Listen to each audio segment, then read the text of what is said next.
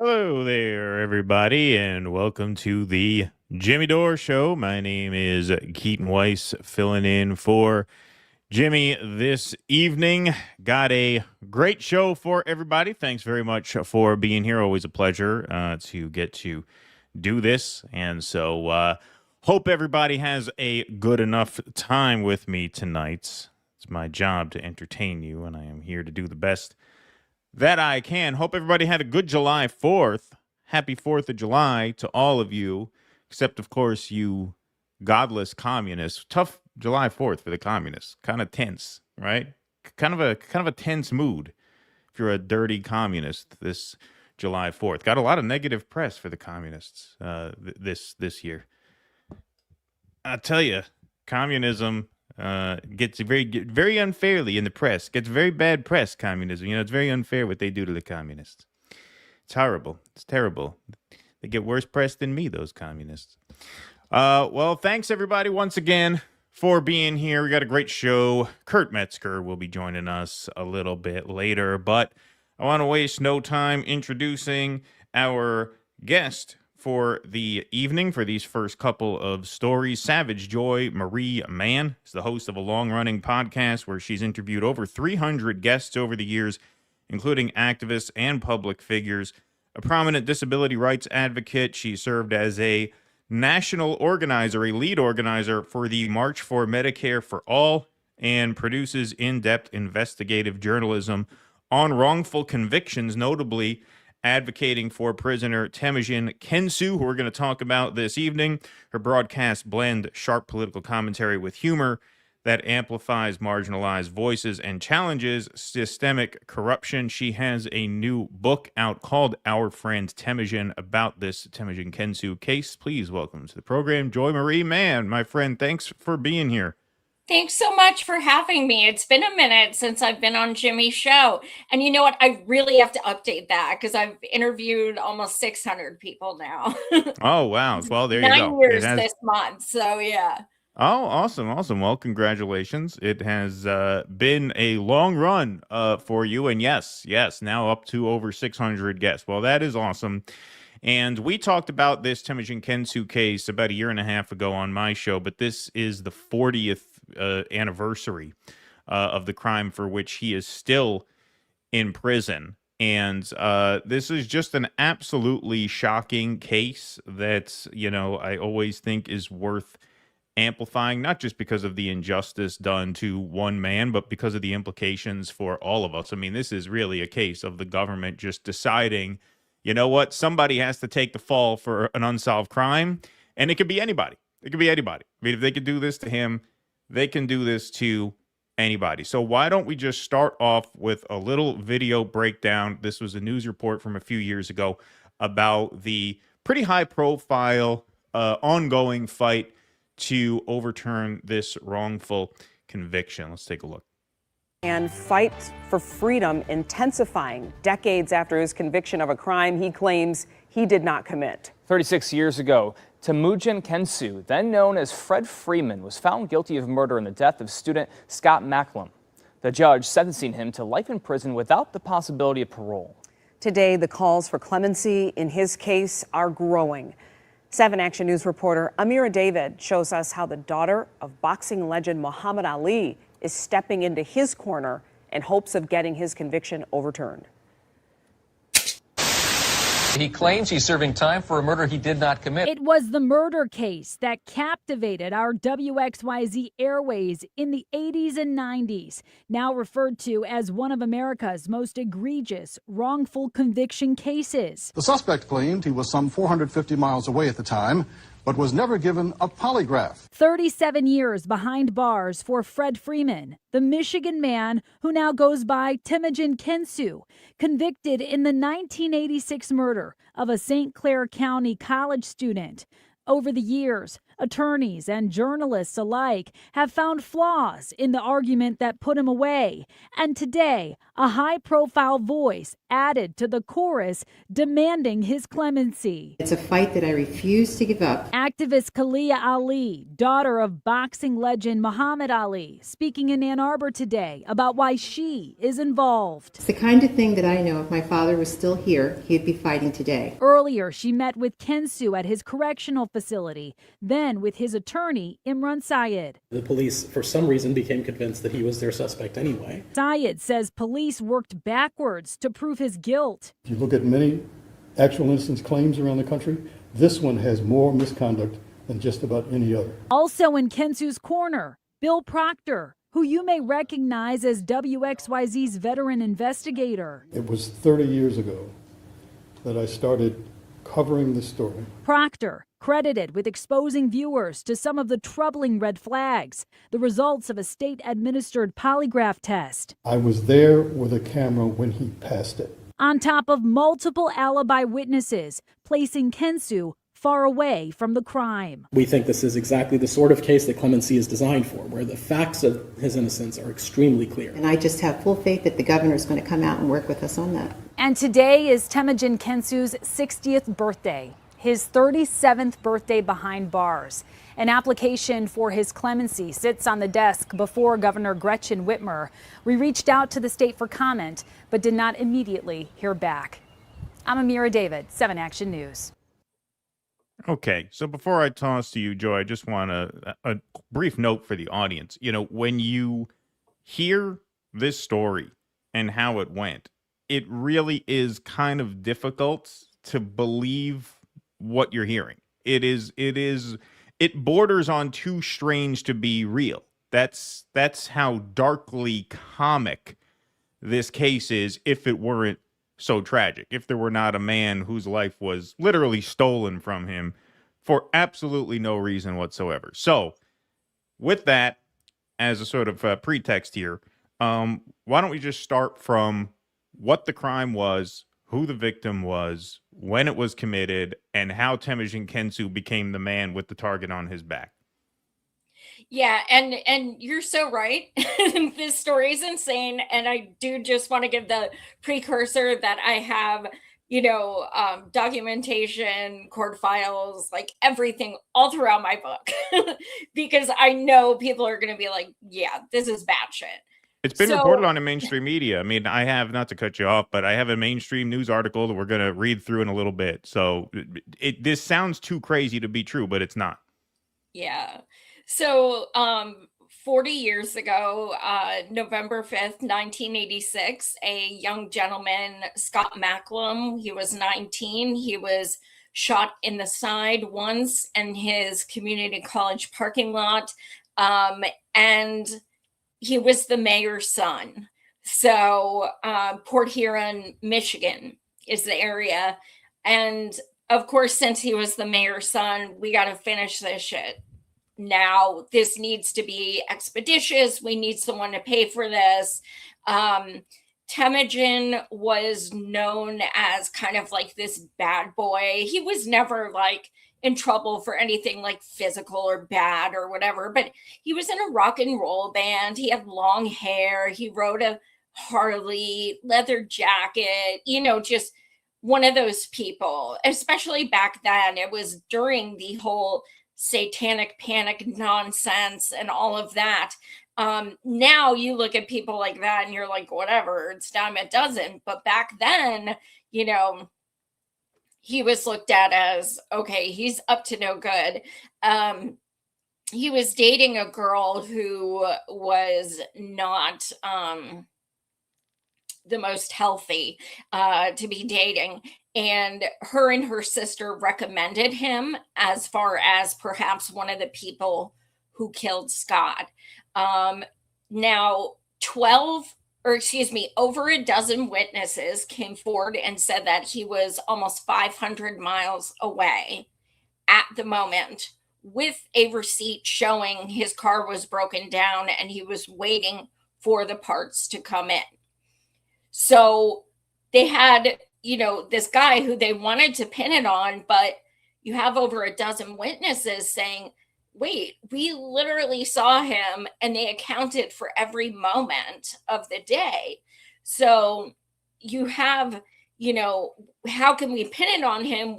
He looks like he could be like the perfect fall guy. So we got to make this work. So they, one of the guys actually asked him if he knew time travel, because he was very into martial arts, which was like, nunchucks and everything. That was very weird back in the 80s where he lived. So they were like, yeah, do you do time travel? They had to think of something to get him almost 500 miles away at that time. So then they came up with this theory that he must have hired a private plane. Temujin was actually on medical assistance. He was getting food stamps. He had no money at all. His girlfriend was 8.5 months pregnant.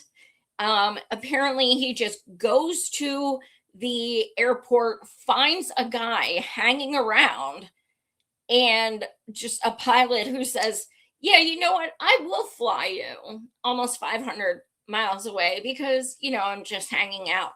There's also a blizzard at this point.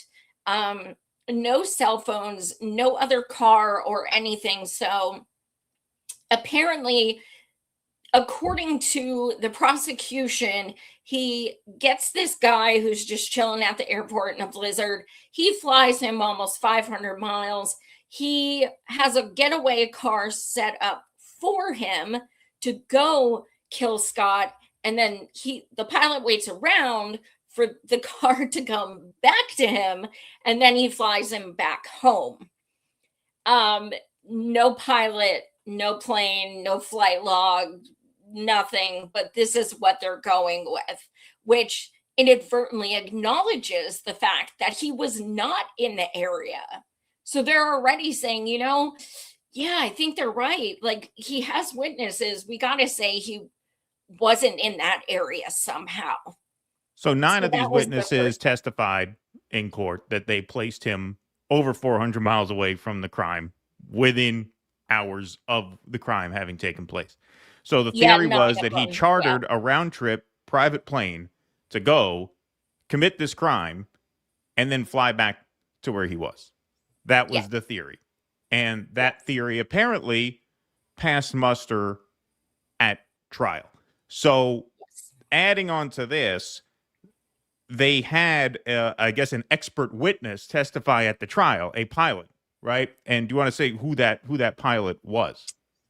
Well, a lot of the information was found out after the trial, unfortunately, and it turns out it was the judge's private pilot. So, inconvenient for Temujin. So, okay, so already this just sounds so insane. So I just want to read from NBC News here. Aviation experts dispute plane theory used to convict Michigan's ninja killer. Speaking to, your point about the satanic panic and all of the sort of, conformity of the day, you could see just in the branding a smear campaign against this guy right from jump. 3 aviation experts have written letters to Michigan Governor Gretchen Whitmer in support of a bid for clemency by a state prisoner nicknamed the Ninja Killer, who has been fighting to overturn his murder conviction for more than 30 years. The letters, which were delivered to Whitmer's office by Temujin Kensu's legal team on December 5th, cast doubt on the sensational theory presented at trial that the then 23-year-old could have chartered a private plane to fly him from one end of the state to the other, shot the victim, and returned home without leaving a trace. It's so improbable, it's unbelievable, said Harvey Setter, 82, who wrote one of the letters. Setter, now retired, managed the Delta County Airport in Escanaba, Michigan, between 1982 and 1999. The 2 other letters were written by the former owner of an airport service station and a commercial pilot, who both offered a similar assessment to Setter's, based on their knowledge of local airports connected to the case and past experience with the key witness behind the plane theory.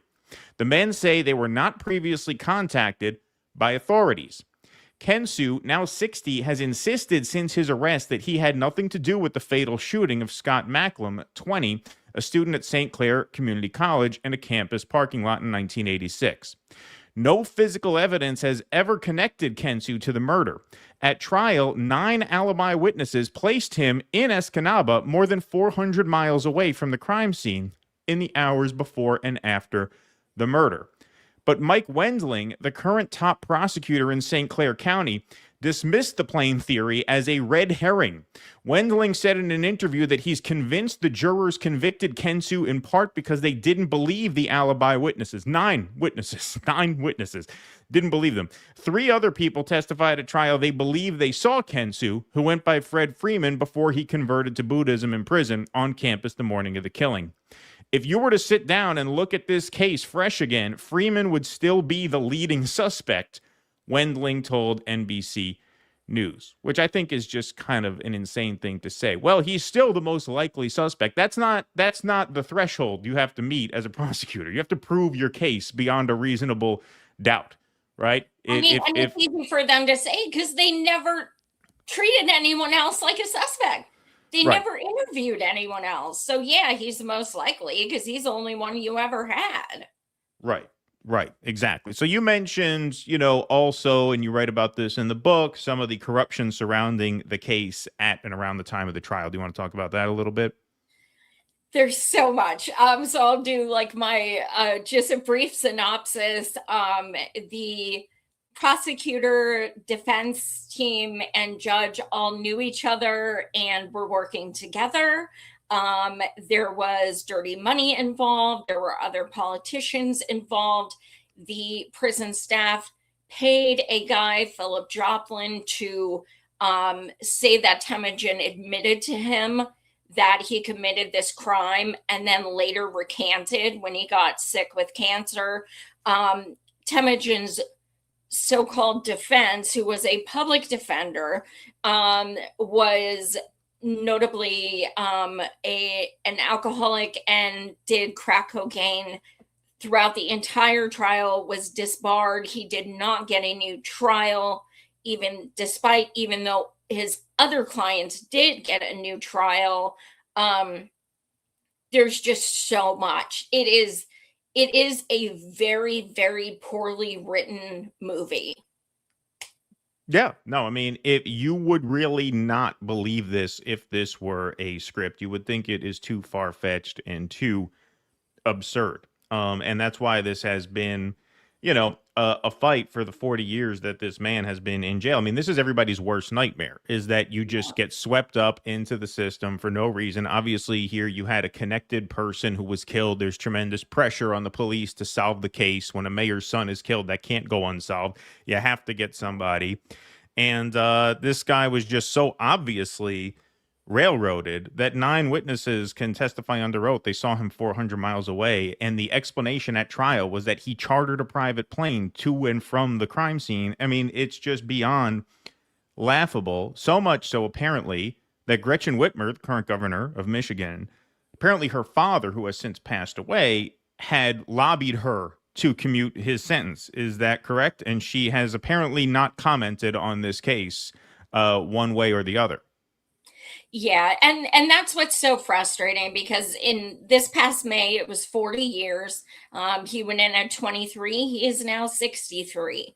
And he is known as the most famous wrongful conviction in Michigan and one of the most famous in our country. She was well aware of him. She has a history working in law, as many politicians do. She knew of him.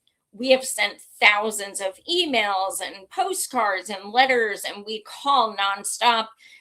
She has never made a statement either way, which is the worst thing, because she knows he's innocent, to the point that she's never had the backbone to even say, hey, I think he's guilty. I won't let him out.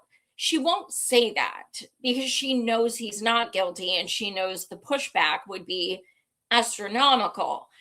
She is talking about running for president. And she has had his clemency papers on her desk for 7 years. Now, Temujin is represented by 8 innocence organizations.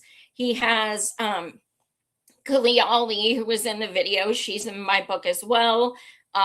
He has the lead advocate of the Supreme Court of India tweets support for him. I mean, his support goes worldwide.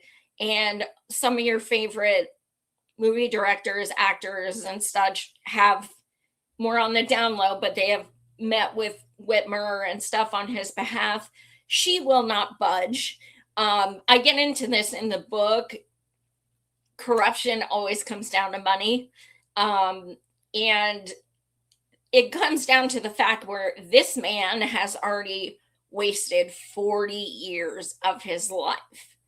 And, another thing, I digress a bit, but something that's very difficult for him, understandably, when he calls me from prison, he talks a lot about how people he knows in his wing who are being let out, who do the most disgusting, just awful things to family members, things like that, and they get out in like 10 years.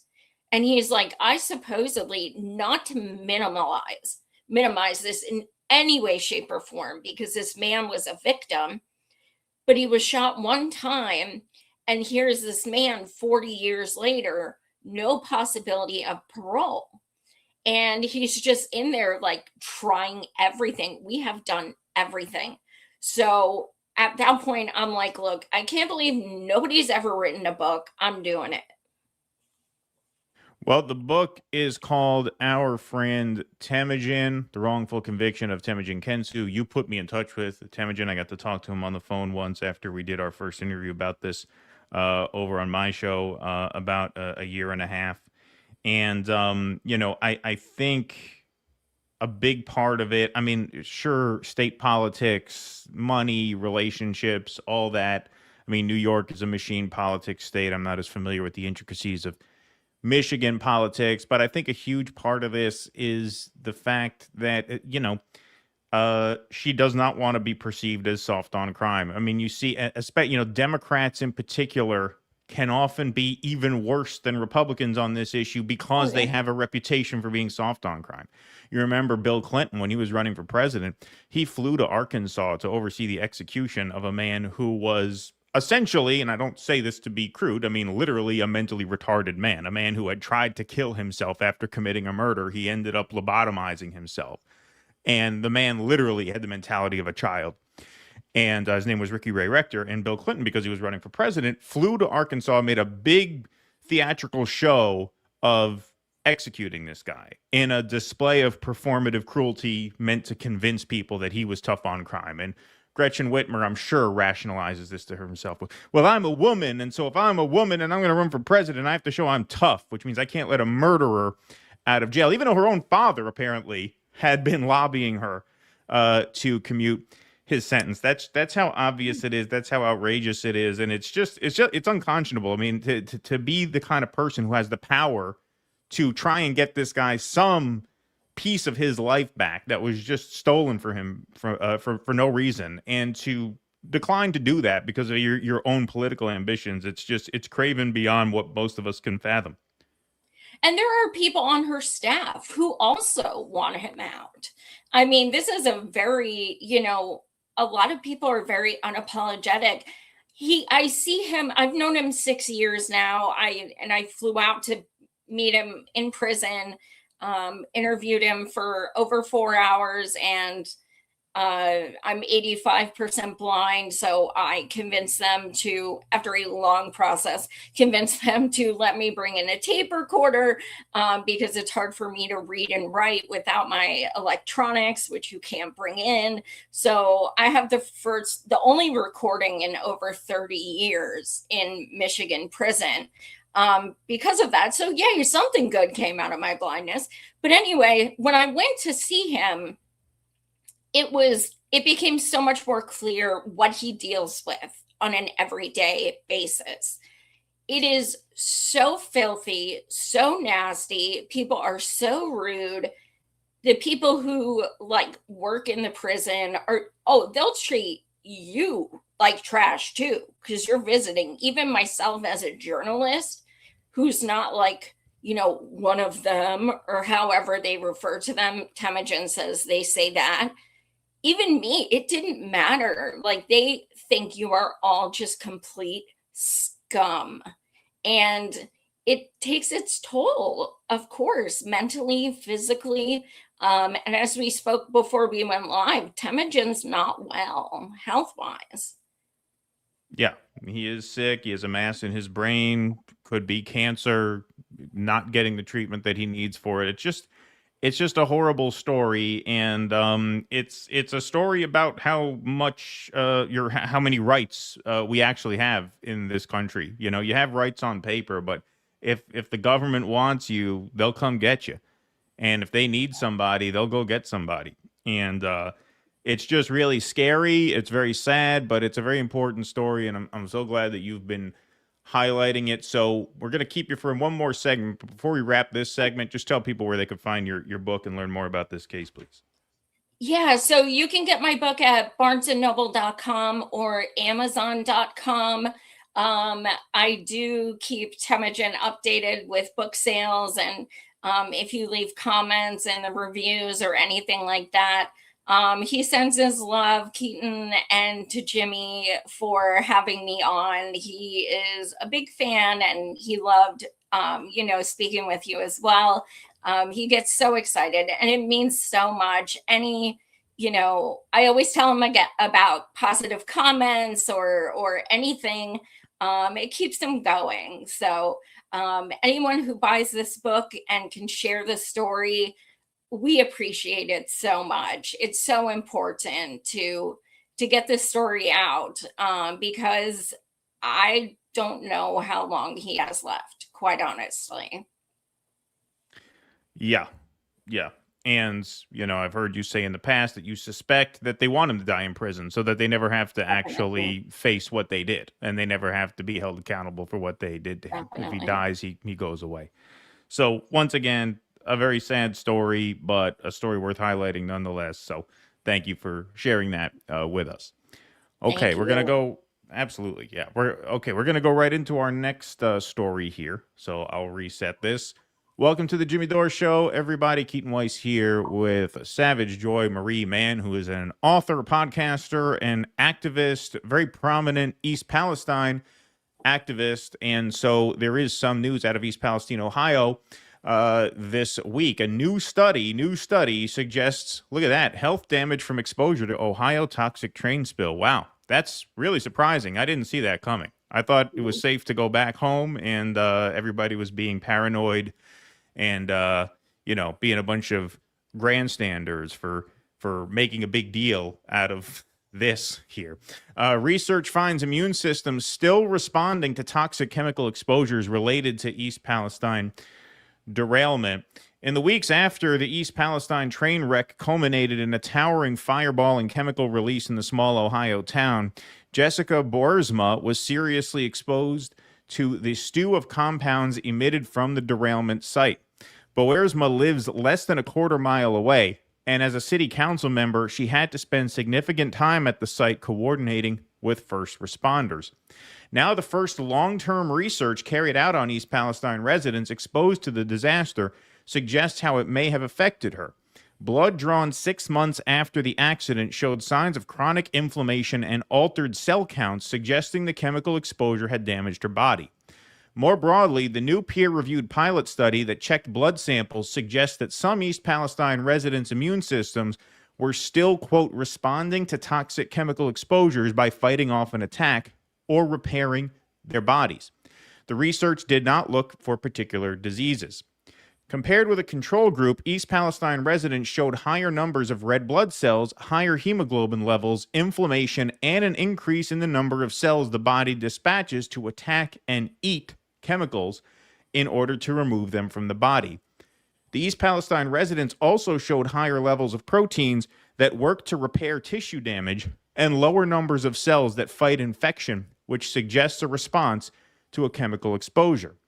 Quote, this pilot shows evidence that the bodies of those who lived in close proximity to the site were still fighting and repairing from a toxic exposure, said Erin Haynes, a University of Kentucky study co-author. The researchers will next check a larger group of residents and first responders for the same issues. The studies are part of a broader University of Kentucky-led effort to track long-term health problems in East Palestine residents. So this was a couple days after the incident. The guy who, it's really, when you look back on this, as disastrous as this Trump second term has been, when you look back and you see this guy, it is really hard to imagine that he was president for 4 years and that he thought he could be president for another 4 years. So here he is midway through his term talking about meeting with the residents of East Palestine because famously, of course, Trump beat him to the spot. Ohio, yes. Are you planning to travel to East Palestine? This time was not. I did a whole video. I did a... what the hell? Zoom? Zoom. All I see every time I think of Zoom, that's going to my generation. Who's zooming who? Let me answer the question. The answer is that I had a long meeting with my team and what they're doing. We were there 2 hours after the train went down. 2 hours. I've spoken with every single major figure in both Pennsylvania and in Ohio. Oh my God, that is just absolutely brutal. That is just brutal. And meanwhile, Donald Trump and then Senator J.D. Vance beat him to the spot. Here they are making their big trip to East Palestine.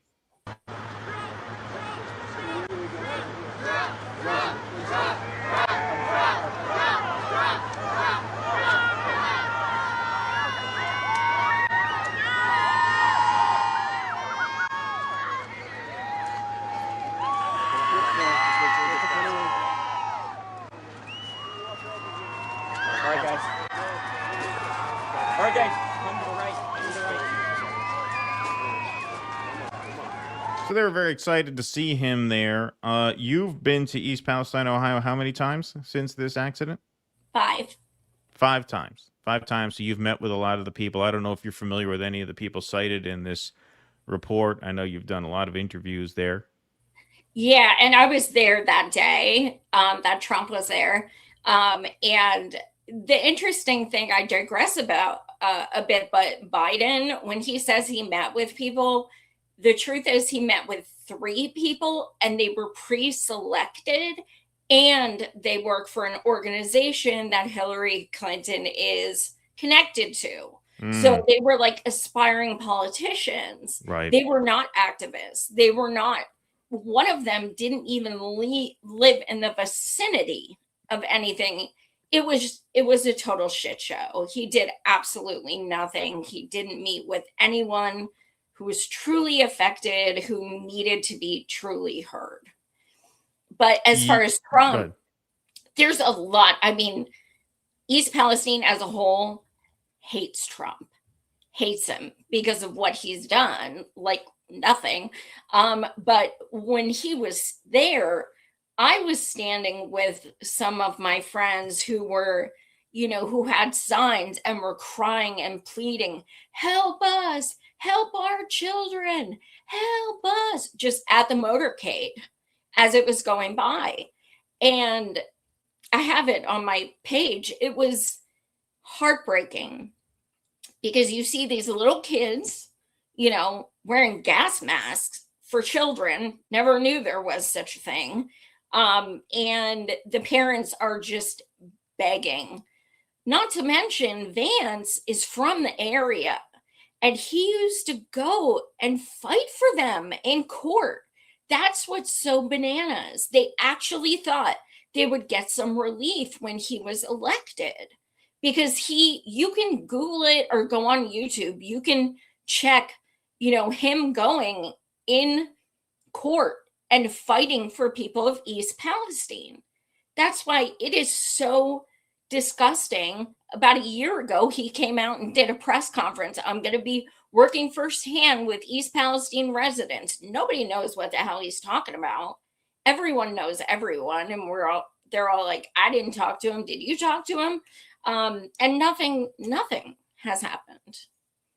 Yeah, I mean, we see a headline this week. After bold pledge, EPA shelves microplastics testing in U.S. drinking water. When I had you on my show last, we did a story about how the EPA is now placing a 0 value on human lives when factoring in the cost benefits of, regulating dangerous chemicals out of certain systems, right? I forget the exact particulars of the story, but this headline is definitely in keeping with that. Just betrayal after betrayal. This was something that the Maha Coalition, which was very instrumental in getting Trump into the White House, cared a lot about. They signaled they were going to go the other way on this, and now, what do you know? So in your experience, I mean, you said you were there on the day that Trump went there. They obviously were furious at Biden from jump. We saw a lot of the comments that the mayor had made about Biden, rightfully so, obviously. No argument there. Now that Donald Trump has let them down, what do you sense is a political consequence of this? Because this was always a story where I kind of flagged from day one. When you hear stories like this, or in like a place like Flint, Michigan, you just can't help but wonder where all of that despair goes, how all of that gets channeled, because these are just forgotten pockets of the country that Trump really exploited as part of his messaging both times he ran. That's why he did very well in places like this. But where's the beef? There is none. Yeah, I mean, I gotta say, it's nothing but voter apathy, as a whole at this point. The people I speak with say, I don't give a fuck if I ever vote again. There is no point. Politicians are not your friends. They don't care about us. That when we have someone who, in our area, who goes to the White House and they're not helping us, it's been one person after another. And I mean, coverage wise, it's me, it's you guys, and it's Status Quo, and it's News Nation. That's it. So they look at things like that and they're like, okay, nobody really even covers us. Like, it's been over 3 years now. Does anybody care? Like, what is going on? And you have these people who have this, you know, insane amount of pressure, and they just they ignore the people anyway. The woman her name was Jessica in the little bit of the article you read. She was on the city council. She ignored the pleas of these people for 3 years and then left the council because she moved. And now she wants to talk about how things are affecting. And we're seeing this a lot. Unfortunately, we are seeing a lot of new people coming out because now they are acknowledging they're being affected as well. Right. I was told, this is breaking news. I was told this about a couple of weeks ago. I wasn't allowed to share it. I was told again today, and I was given permission to share it. Now, as far as the residents have, by surveying themselves, there are 64 people in East Palestine and the direct vicinity of with cancer. Wow. Wow. 64 people. Jeez. And it's a very low population town, right? Do you know what about the population of East Palestine? It's got to be around what, 1,000? What's that? I mean, I'm just guessing. I'm guessing about 1,000. Oh yeah, East Palestine itself. I'd be surprised if it were that. Yeah. Yeah. So that's pretty huge. That's pretty. It is huge, and yeah, that's not the only issue. I mean, there's nodules on lungs. You have 8-year-old girls who are starting to menstruate. You have little boys bleeding when they urinate. I mean, like, not to be graphic, and I hate to, say stuff like that, but this is what our government does to us, and then ignores us when we're like, this is actually completely inhumane, and it's eugenics of the poor, essentially. You guys are, rural, you're poor, you're expendable, whatever, deal with it. Yeah. Notice, they kept insisting it was safe to go back home. And so, no, you can go back home. It's no worries. Well, what are we going to do? What are we going to build housing for all these people? Well, you had no problem building housing for people when the housing was in the form of an ICE jail. No, you build ICE jails all over the country. We can house as many people as we need to. Give people beds to lay on so that they can wait until it's safe to move back home. No, can't do that. Of course, it's again just another really terrible story. And one of the things that jumps out when you read a new study like this is unfortunately the nature of these things, especially public health stories, is it takes so many years to get reliable data on the effects of these things that by the time you do, they've kind of come and gone from the news cycle. So it's difficult to get eyeballs on these stories by the time you really know enough to get a full picture. But that's the situation here, and so you have been very, very steadfast in your work around this story, and obviously it's always great to talk to you. Before we wrap, can you just tell people where they can follow you? Yeah, on X I'm at Savage Joy Marie 1. I do have a Facebook mainly for family and stuff, so I'm not very busy there. But my YouTube, you can also just type in Joy Marie Man or Savage Joy. Yeah, and then my book, Amazon.com or BarnesandNoble.com. That's right. The book is Our Friend Temujin, The Wrongful Conviction of Temujin Kensu, which we covered thoroughly in a separate clip, but you could find that at BarnesandNoble.com. Savage Joy, Marie Mann, great to see you again, my friend. Always a pleasure. Thanks so much for joining us. You as well. Thanks so much. And I know you said you're covering spoiler Force the Vote, a little thing on that. And I just want to say thank you, Jimmy, because of that. That quite literally changed my life. I was the disabled speaker for the town hall for the and it was Medicare like for All march? 122,000 views that night. And I spoke at the protest, and I was so involved with that, and it just changed my life as far as being a disability advocate. So yes, force the fucking vote. All right. Well, great to hear. Thank you for sharing that. Appreciate that. And great to see you as always. Thanks so much. Joy. Thanks so much. You too. Okay. Bye-bye. All right. That's Savage Joy Marie Mann. Gonna take a couple of chats, and then we're gonna take a little break to bring in Kurt Metzger. Kurt Metzger's just back from Iran. Hope you had a good time at the funeral. Just kidding, Kurt. Don't want to get you into no trouble. That was one of them jokes I make.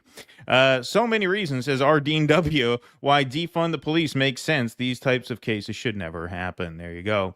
Roger Meadows, I wish Dems were tough on crime, white-collar crime. Thank you, Roger Meadows. Indeed. Matthew, thanks for $5 for the Keaton Mullet Fund. You want me to grow a mullet? That takes a lot of maintenance. I don't usually maintain my hair enough to grow a mullet, because then I'd have to keep the top short and then just grow a little squirrel tail at the back, right?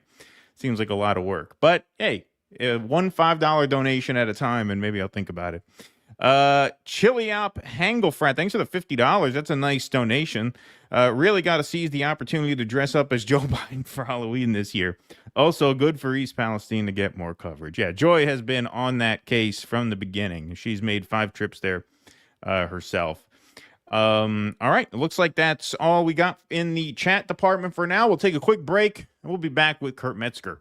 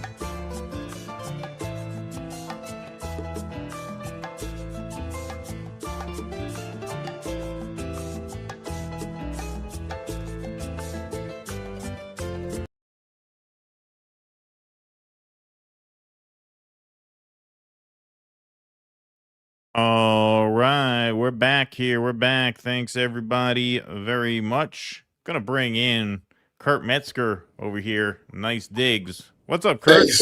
Oh, do you like my new place? It's nice, right? Yeah, nice new place. Is that the Ayatollah's guest house there? Did he put you up nice? He treated you well out there? This is a condo in border of Gaza. Oh, okay. Yeah, You're a little real estate on the side. And, yeah, just east of the yellow line there, right? Yeah, but pretty soon over it. Yeah. Maybe now.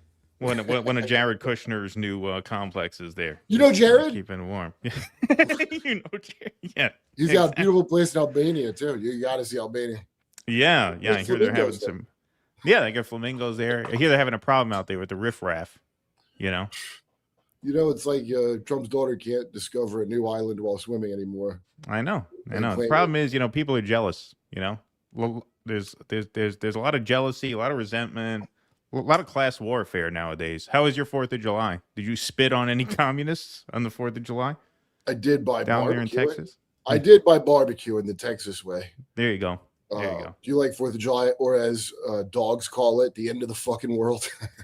Yeah, right. Yeah, I know. It's animal cruelty is what it is. So the number of lost dogs right now, because my girl just found a dog. We were trying to trace its LoJack to see. I think it got abandoned, but like the fireworks scared the hell out of them. So the it's raised like super high right now the day after 4th of July because dogs freak out and just run into the.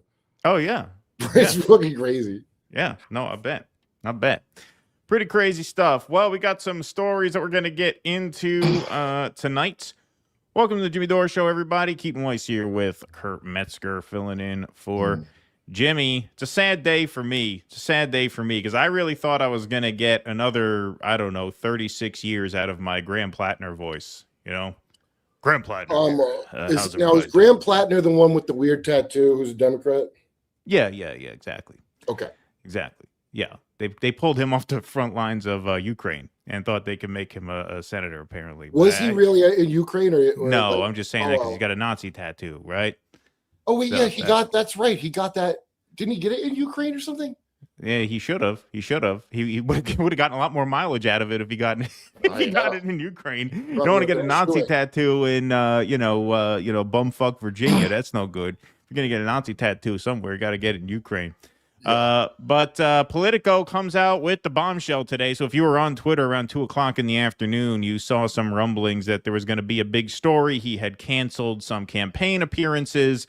And so here it is. Boom. Exclusive.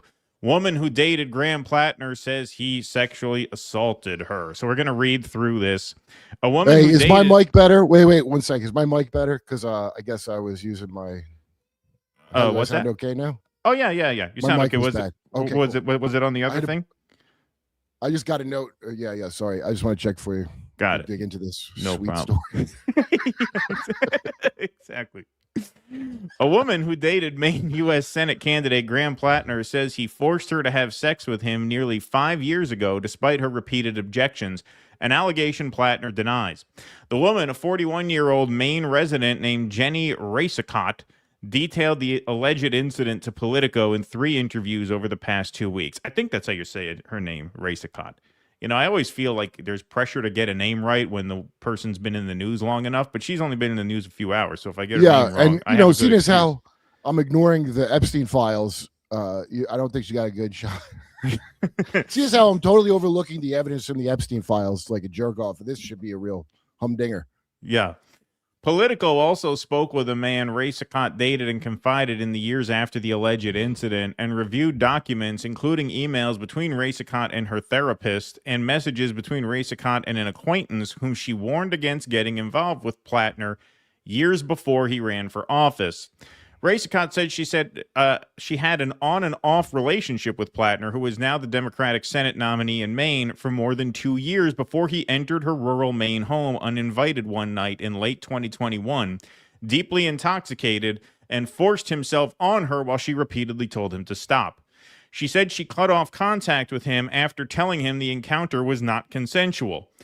I remember him grabbing my pelvis and being really forceful of me, she said. I remember the specific moment where I thought to myself, like, this is no longer my choice. Platner denied the allegations. These allegations are troubling, serious, and false. Any accusation of non-consensual behavior is categorically untrue. Why do you have to said say in a statement. categorically? That doesn't, you know? Yeah, What does that categorically do? is one of the most overused words in the English language, I But think, like, right? does that makes him less believable just using the word categorically untrue? Yeah, It's such no, a weird caveat. Like, I don't even understand why you say it. What is that supposed to mean? Maybe I'm just dumb. I don't know. I mean, this behavior, any accusation of non-consensual behavior is untrue.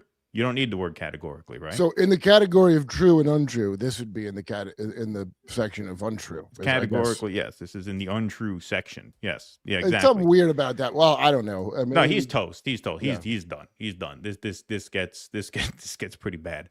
Ray Sakat previously described reckless and unsettling behavior by Platner to the New York Times, but says she didn't go public with the specific assault claim because she didn't want to be known as a rape victim, we'll say here. Ray Sakat said she later felt compelled to go public about her experience because the reaction to the Times story was dominated by controversy about another woman, Lindsay Fifield, who alleged Platner mistreated her and faced attacks because of her ties to the Republican Party. Contacted by Politico, Fifield stood by the allegation she made to the Times and declined to comment further. Now, to be clear, Fifield never alleged that he sexually assaulted her or anything. That seemed like a completely manufactured Zionist hit piece. I covered that pretty extensively on our show. the Fifield one. The Fifield one. Yeah, she was being coached by Bethany Mandel, one of the most notorious Zionist freaks online. Is she related to Howie? I don't believe so. Because they say that about Howie as well. Fifield was one of the women for Kavanaugh. Like, she defended Kavanaugh on basically the same grounds that she was going after Platner. Like, that definitely seemed like a hit job. And my position at the time was that this is obviously a coordinated smear, which both things could be true. Like, there could have been a coordinated smear against this guy, and also this accusation could be credible. That's what it seems like to me. I thought he was the one that was like the AIPAC guy. No, I thought when he first popped out, we were covering him because he had some weird Nazi tattoo and he was like the AIPAC hot pick. But maybe I'm remembering. No, the AIPAC hot pick was the one he was running against. So they recruited Janet Mills. Chuck Schumer got Janet Mills to run against him. That's right. Yeah, exactly. And Jimmy's like, do they want to win? Why they go? Yes. Okay. Now. Yeah. So he was the anti-AIPAC guy, which means, I mean, if you're an anti-AIPAC guy and you have this kind of shit in your past, you have to know they're going to dig it up on you. Like, it's incredibly fucking reckless and stupid to think that you're going to be able to run for Senate and this is not going to come out. And apparently this accusation is years old. It's not like this woman just came out of nowhere and is telling a story. There's documentation that she had told this to other people before he even decided to run for office. Why was he chosen to run by whichever oligarchs control Maine? Like, why was he chosen for that? That I don't know. I don't know what kind of clout the oyster shucking lobby has up there, but I guess that's something we'll have to probably investigate. a lot, actually. I mean, there's going to be a lot of stories about that now. That's going to be a subject of inquiry. Stiffer laws on lobster traps, stealing lobster. Sure. Yeah, exactly. Don't steal lobster. Yeah. My part of the story, Sweet Caroline's going to be the official song of Maine. That's one of their big demands. My part of the story was just a read over, Ray Sakat said in an interview. And the story was Lindsay and the accusations of her being politically motivated. Ray Sakat said she was torn over coming forward in part because she agrees with Platner politically. Well, one of the reasons I didn't come forward, I could have made a very mean joke there, but I won't. I'm gonna. If it's not my show, I'm gonna spare Jimmy the backlash. I thought of Guys, it. consider it. I've never once done that. Yeah, I know that's not really your style, but I'm gonna be a good guest. Well, yeah, probably that's what you should do. Yeah.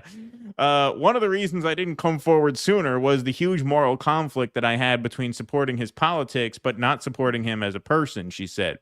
I just want the truth out there. I just want people to have a whole scope of who he is as a person. In the weeks after the alleged assault, Ray Sakat said she considered going to the police but struggled with shock and confusion about what had happened to her and did not file a police report. Even as time passed, she said she felt uncomfortable potentially telling a police officer about such a personal experience and feared retaliation from Platner. At first, she confided only in her therapist, who she continues to see. Politico also spoke with a friend Ray Sakat had told about the alleged assault last summer, shortly after Platner launched his campaign.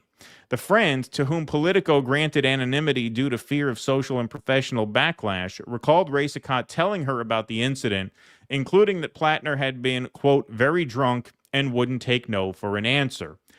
Ray Sakat said she was contacted by the New York Times in the spring and shared off the record that Platner had assaulted her. She told the Times that she had some positive memories of her relationship with Platner, but thought he did not respect women and had cut off contact with him after an incident in 2021 when Platner had come over drunk. But the Times article stated that Ray Sakat declined to elaborate about what had happened, only describing his behavior as reckless and unsettling. Yeah. On MS Now last month, after the New York Times report, Platner denied claims that he had physically mistreated women. Anything alleging physicality, anything alleging that I knew what my tattoo was, these are the statements of somebody who's politically motivated, he told MS Now, alluding to unrelated allegations about a tattoo resembling a Nazi symbol. Platner had the tattoo resembling a Nazi symbol covered up last fall and said he had not known what the symbol meant. Ray Sakat said she was bothered by Platner's public denial that he had been physical towards women. I know that he is capable of putting his hands on women, she said, so I don't believe that to be the truth. Ray Sakat also shared details about the alleged assault to the man she dated after Platner, who she began dating in 2022. The man, who was granted anonymity out of concern for his personal privacy, told Politico that Ray Sakat had told him in bits and pieces about a bad experience with Platner before confiding the full details of what had happened in 2023. His account of what Ray Sakat told him about the incident matched what Ray Sakat told Politico. Ray Sakat shared with Politico a series of private Facebook messages she exchanged with an acquaintance in 2023, about a year and a half after the alleged assault and well before Platner launched his political career, in which she cautioned the acquaintance against getting involved with Platner. In the messages, Ray Sakat said she had, quote, ended up in a bad situation with him, describing Platner as consensually careless and saying he doesn't listen to you when drunk. Reached by Politico, the acquaintance said she received the messages but declined to comment. Politico granted her anonymity at her request to protect her privacy in her main community. So, yeah, that is what gives these some credibility, is the fact that she talked about this before he ever decided to run for office. It's not as though these allegations just surfaced right now. So here is Graham Platner coming out with a statement where he essentially walks right up to the line of withdrawing his candidacy. We address the troubling, serious, and false allegations against me. Any accusation of non-consensual behavior is categorically false. Again, Over the last 10 months, I have been deeply humbled by the faith Mainers have put in me. You have welcomed me into your homes. Just not humbled enough not to quit before this came out. That would have been really humble. I'm not that humble. Not that humble. I mean, yeah. Go ahead. I swear on the Totenkopf on my right arm that I did not. Your places of work, your restaurants, and your houses of worship. You have shown that a different kind of politics, one that puts the interests of people over corporations, is not just possible, but is inevitable. This movement we have built, the largest volunteer base in the history of Maine politics. Turns out it was all for nothing. Never mind. Hundreds of thousands of grassroots donors and the supporters across the ideological spectrum. We were Flush united down the fucking in a toilet. love of Maine, a belief that our politics must change, and a focus on defeating Susan Collins. So, regardless of the inaccuracy of the reporting, but mindful of the political reality it will inflict, we are taking the time to reflect on the best path forward for the state that I love, the people that I love, the movement I belong to, and the goal of defeating Susan Collins. Yeah, even though I didn't do it. It's like in The Sopranos when they mean to whack Phil Leotardo and they kill the wrong guy. Silvio comes to Tony, says, Paulie takes full responsibility, but he says he didn't do nothing. that's like what this is. Well, by the way, categorically false. I didn't do nothing. I was dumb. Categorically false means there's not a single part of her story that's true, is what that actually means. So it means entirely. That's right. There's So no it's a wiggle fancy room. way of saying entirely false. Oh, okay. All right. Yeah. I don't listen. I could go either way. It's very hard to tell because clearly this guy had a. I don't know what his deal was from the start. There was something funny about him, but there's clearly somebody out to get him because of its APAC. Well, I think it's both. Yeah. Yeah. So if they can find something, if there is something on you, they're gonna dig it up.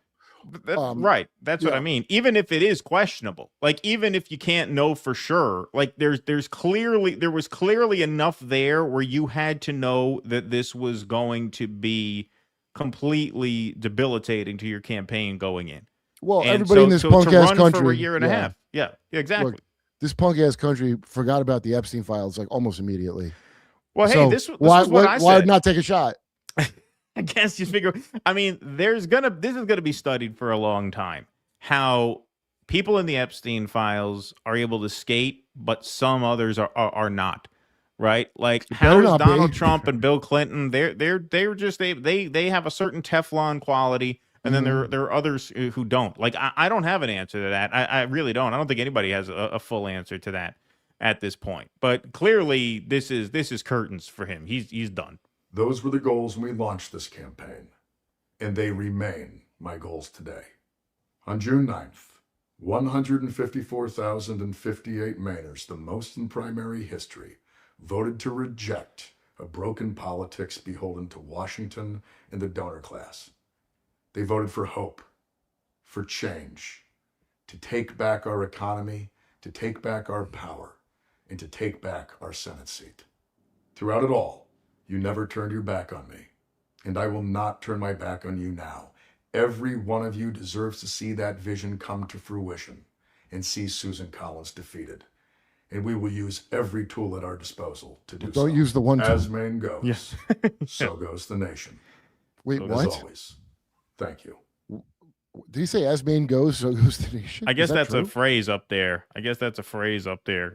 In Never heard in that Maine. one. I've been to Maine. Is that because Stephen King's popularity as a writer, I guess? Yeah, I don't know. I've never heard that one either. But apparently that's replace his him? like trademark sign off. Well, this is the thing. They apparently have a week to figure out who is going to replace this guy as he reflects. So Ryan Grimm says Graham Platner here strongly suggests he is considering dropping out. Already, Troy Jackson and Shelley Pingree, both gubernatorial candidates, are being kicked around in Maine circles as potential replacements. Drop out by 5 p.m. July 13th, and replacement is named by 5 p.m. July 27th. So there's exactly 1 week before he, must officially drop out, which I guarantee you he will.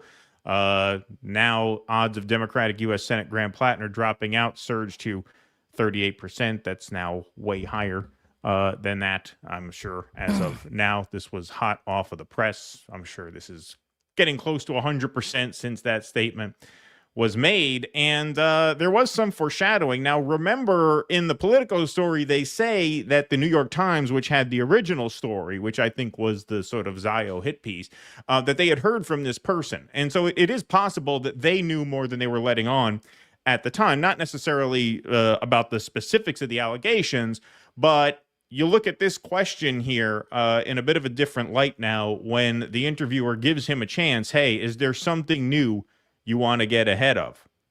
Yeah, He's going to they've dig been up burned before. everything Yeah. and more that they can. Yeah. And probably lie at some point. I mean, Is there something new you want to get ahead of? no, I mean, like I've lived my life. I've been there for the whole thing. And What? So, yeah. So, no. Now, in terms of replacement, I do have a little bit of a scoop to report myself. Kamala Harris spotted in Red Sox hat eating lobster and corn on the cob. Yeah, she's always loved Maine. Looks like it's gonna be. Yeah. Looks like it's gonna work out just fine. My heart has always been in Maine. I told Willie Brown, take me to Maine. He said, bitch, are you crazy? I'm not going to Maine. She's a for real MK Ultra Canada by way of Canada Manchurian. Come all up. She's been the whole time. We're having hearings about it now.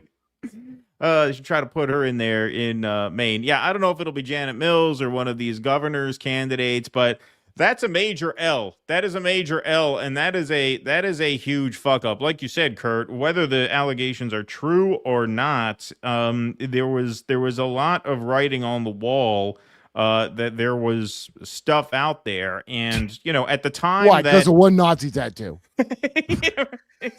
Hey, I would have dismissed Ukraine if that Nazi mattered. tattoo. Yeah, exactly. Well, to get the Totenkopf from off the SS hats, that's the one he had. What He was just it? thought I forget what the symbol So was. in the It was- SS, the skull and crossbones. yeah, the skull and Totenkopf? crossbones. Yeah. Okay. Yeah. See, That's I did. I Ted. mean, yeah. I mean, So it's I pretty didn't know what it iconic. was. You know, You the- think that was iconic? I didn't know what that was. Oh, I knew what it was, but You knew I'm a what it big was? Kanye West fan, so no. Yeah, right. But I mean, I got it at a Kanye concert. it's just a strange thing of like, I would have guessed Maine doesn't have a huge Zionist Jewish population just because if you skated on the Totenkopf, Yeah. the Death's Head tattoo, they probably don't care. You know what I mean? Like, I don't know why he wouldn't be blaming something Israel with this or AIPAC. That seems like a great way. Well, I mean, I think at skate. this point, I mean, look, it seems to me like based on his answer there, based on his doing basically the Paulie Walnuts defense, which is, hey, sorry, but I didn't do nothing.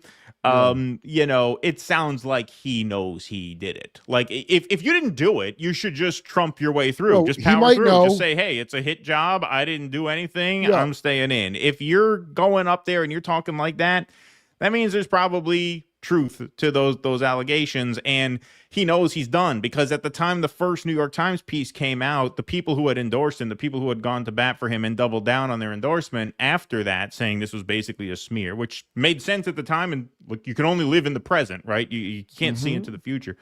That seemed like the right move.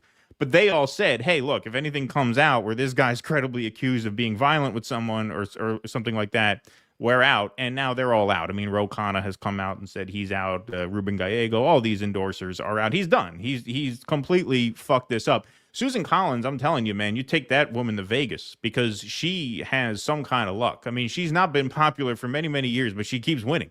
She keeps Is she winning. from an old family named Collins that's from the area by any chance? Because I'll bet you that has nothing to do with that. Could be Maine royalty. Who the hell knows? Who the hell knows? Collins. You ever Yeah. saw Dark Shadows? No. The 70s series, and the one No. with Johnny Depp is based on the real people, the Collinses, that were the New England like witch families. That's their big claim to fame. So when that Oh, show she's a came out, witch? That it's makes just sense. like my friend Chloe from News for Women, the LaBranch house in Louisiana, where some great aunt just chained a chick up and left her up there to starve, like her husband's side piece, and just left her there. They didn't discover until after she died. Like, these old ass families are firmly entrenched in everything, especially in a local ass place like Maine, where it's like real, almost like Hawaii in terms of Maine's for Mainers, and we don't like out, like how it's like an island in a way. They love Bob Marley, not the singer. Nothing against Bob Marley, but I mean that's Right. like the ultimate comic to them. That's their is if they were Hawaiian. I mean, it so makes that- sense. yeah. It makes sense that she would be a witch, because she's not been popular, but she keeps winning elections. Maybe that's the story. Maybe Susan Collins was a witch. Yeah, who there's a put lot of curse on him. Collinses that are Yeah. old money, but not necessarily you are. But I'm just curious because that's the area, and then like a person who's not popular but they always win, like Gavin Newsom. Gavin Right. Newsom shouldn't have won that recall. I don't think he should have won that. I think there was something up, and he skates and everything. But his family's one of the 4 families that ran California, as per Chinatown. If you ever saw Chinatown. Oh, yeah. Well, yeah, of course. I saw Chinatown. Yeah. Wow. So it's a shame he made that video before talking to you. He should have consulted with you. He would have I don't taken know a how much to more talk. defiant tone. One time I bought weed off Susan a guy. Collins is a witch. These allegations are false. Been Well, I hexed don't by a know. witch. The Dude, witch. that's of local Bar Harbor. rural area. Do you know what I mean? So that's like Yeah. you're getting in because you're the most local guy. And if he's populist, and especially what was he? He was digging clams or whatever would he do for Oysters. Yeah, so that's somebody I could see being real popular. They're not just going to accept some thing about that's like, okay, 5 years later, I'm an oyster guy. I know that guy. I mean, I don't know his policy, but I'm just saying, if I'm into him like that, you think I have a 5-year-old thing that the New York Times says I'm going to go against Right. them? I got Hmm. my business and my family. I can't give a shit. Yo, I just found out they eat kids. What am I going to do? Gotta That's bring the true. oysters in. It's a good point. It's a good point. Maybe Tucker can look into it. He lives in Maine. He could do an I'm just episode on curious. this. I mean, Is Graham Platner a rapist or is Susan Collins a witch? There's something oddball about it with the Totenkopf tattoo where I was like, nobody in the Well, military. he's definitely a mentioned it to you? strange guy. I mean, the guy is definitely a fucked up guy. I mean, when you look at his bio, he talks about PTSD and alcoholism and all that. I mean, the guy was definitely a flawed guy. I don't think there's any question about that. You know, as a self-hating Jew, I don't really care about the Nazi tattoo, to be honest. Kind of a turn on to me, but other people, man, they don't like it. I could see how some others might be offended by it, but personally, it's not a huge deal to me. Not necessarily. I mind my own business. I don't bother people. Nobody bothers me. I'm a shtetl Jew. I'm coming from the long tradition of shtetl Jews. We keep our heads down. We don't like the look of a tattoo. We don't have to look at it. That's it. That's how we handle it.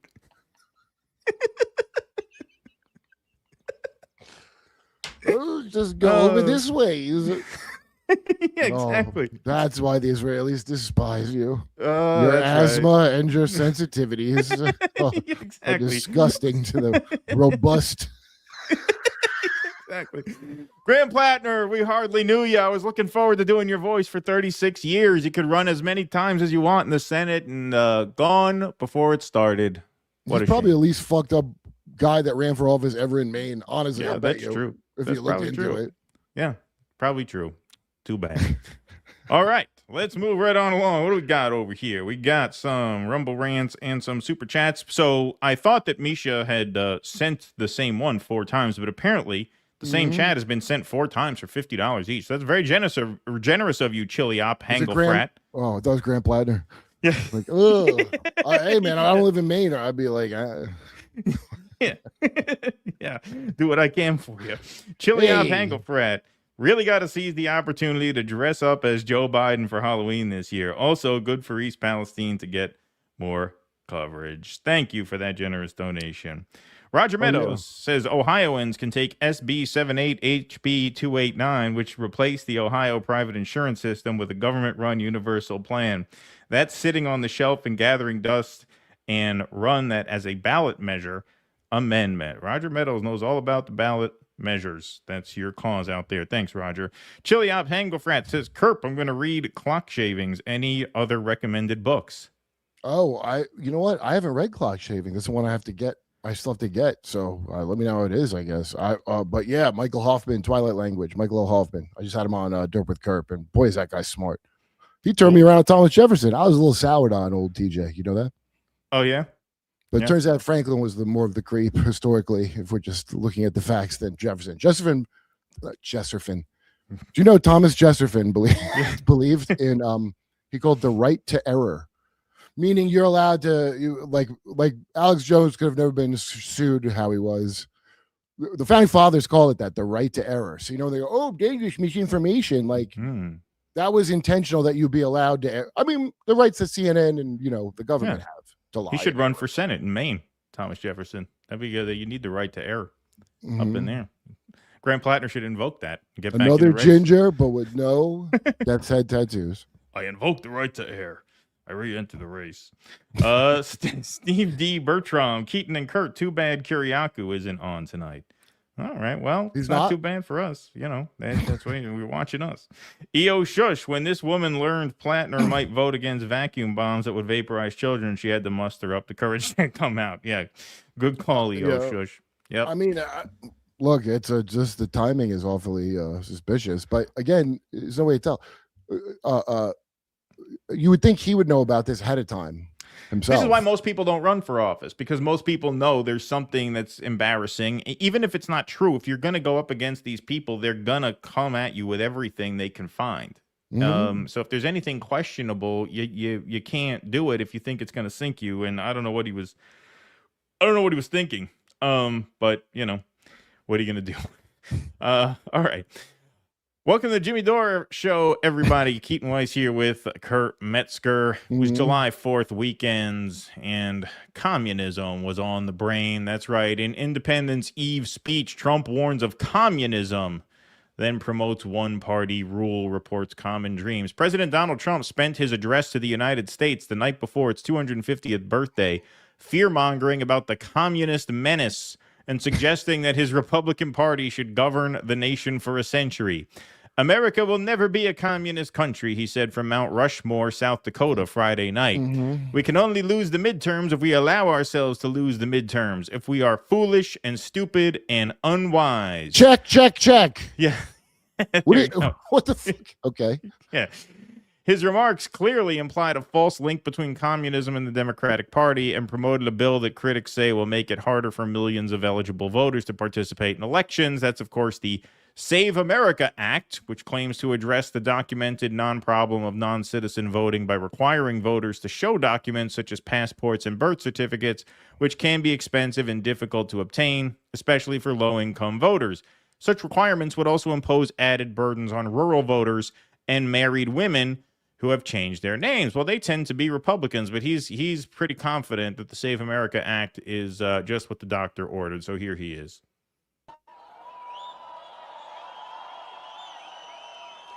We can only lose the midterms if we allow ourselves to lose the midterms, if we are foolish, if we allow enough people to vote, unwise.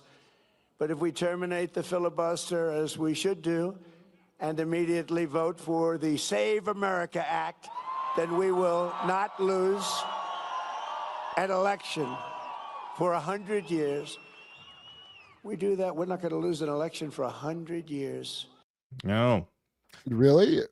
Before arguing for 100 years of Republican rule, Trump continued the exaggerated anti-communist rhetoric he has employed in the weeks since progressive and democratic socialist candidates won a series of Democratic primary victories. Yeah. Okay, DSA's been horseshit for quite some time now, so don't worry, right-wingers. It's always been a compromise thing. That's when they had the don't clap, do this. The don't clap. That's the CIA gutting that thing from the inside out way back when. Went full in on COVID shots. That's what I said. They're not even the DSA are barely socialists, much less communists. Like it's another puppet show, man. It's by the way, you don't go away about communists. The people that are doing this are called Fabian socialists, and what they are extremely rich, horrendous oligarchs that they're going to live like royalty, and you're going to eat the bugs. That's what they are. The wolf in sheep's clothing was their coat of arms for many years. They have a website and stuff still now, but Cecil Rhodes and all those other creeps were all Fabian socialists, not communists. Fabian socialists. Very specific. FSA, Fabian Socialists of America. That's their organization. Yeah. Right. Well, those ones are like not ironically in the open, so I kind of think they're just chumps. But I'm talking about they call themselves like IBM, Apple, like Rockefeller was like a supposed Baptist, but he wanted New Age socialism for the peons, right? Because they Steve Bannon talks about the populism. He's talking about how to treat the slaves. They're all in their head. They're like, this is how do we corral the slaves? Right. It's a feudal system. Right. Exactly. There is now a resurgence of the communist menace in our land, including from newcomers to our country who embrace ideas totally opposed to our way of life and our great success. Yeah, man. Just takes a few victories in New York to ruin 4th of July for everybody, right? So what the fuck? Donald Trump completely detaches from reality, bizarrely claiming that communism is a bigger threat to America than World War I, World War II, Pearl Harbor, and 9/11 combined. So communism's an inside job too? Yeah, another false flag. That's right. TR was also a staunch and ferocious opponent of a thing called communism. You've been hearing a lot about that lately. He said the doctrines of communistic socialism, if consistently followed, mean the ultimate annihilation of civilization. Other than that, he thought it was wonderful. As we're seeing now, communism is the greatest threat to our country, including, I believe this, when I said it, I said, boy, that's pretty severe, but I think it's true. It's the biggest threat to our country, including World War I, World War II, Pearl Harbor, September 11th. I think it's a bigger threat, potentially a bigger threat than that. And AIDS, what about AIDS? You forgot AIDS. Spreads, and you better stop it fast. We will never let the United States become a communist country. Great. That's the lowest bar by far I've ever heard set after a guy rug pulled the country. But let me tell you what I guarantee. No, this promise we'll keep. Just trust me. Don't say it, Trump, because we'll become communists like the next day. You're going by his current record. true. Or kind of lowering the bar there, right? That is a bit of a switcheroo, we've right? never become a communist country. Are you about to do something that will make us become that, you piece of shit? Are you about to ruin the economy more than you have? Well, it's funny. I mean, we talked about as he's been on this anti-communist tirade. In the middle of this, he put out that tweet. Remember, he's like, gas retailers better lower their prices. They're ripping off the American people. Well, what do you think? That's what a communist would say. That's what they did in the Soviet Union. You put prices That's how good on the everything. communists are. Put price controls on They everything. even got me. That's how good they are. They even got to me. No one Anybody can can believe be it. bought. Yeah. In fact, the Democratic Socialists who won primary elections in New York City last month ran on a platform of affordable housing, Medicare for all, stronger unions, and an end to U.S. military support for Israel's genocide in Gaza, policies backed by large numbers of ordinary Americans. Trump's doubled down on an opposition between communism and U.S. values, and also linked his anti-communist to his anti-immigrant stance, threatening to send communists into exile. And they tweeted out here, you can be a communist or you can be a patriot. You cannot be both. And I was so exhausted by this Sir, weekend. you've misspelled Zionist, sir. Yeah, right, exactly. Well, yeah, that's one thing. That's one thing too. But my reaction to this was, can I be neither? Can I be neither a communist nor a patriot? I would settle for that. No, you have to pick one. Got to pick one. Yeah, You're in a tough spot, but you got to do it. You got to pick one. I would make a deal at neither, and I would say, I'm not a communist for the same reason I'm not MAGA, because I don't like the idea of angry incels with guns telling me what to do. Well, then you're a low IQ loser. Then I'm a loser. I guess that just makes me a low loser, IQ right? loser. You just got bogged. That's right. That's right. President Trump on communism. Here he goes, going off now in Washington, D.C. So it was a 2-night stint, a 2-night double bill anti-communist festival here on July 4th. Here he goes. Here is all. And after we vanquished fascism, Americans stood against the evil of communism in the Cold War. And as I said last night at the beautiful Mount Rushmore, what a beautiful place, where Washington, Jefferson, Lincoln, and Theodore Roosevelt loomed over my shoulder as I spoke. America will never be a communist country. Won't happen. Communism is a loser, and it always will be.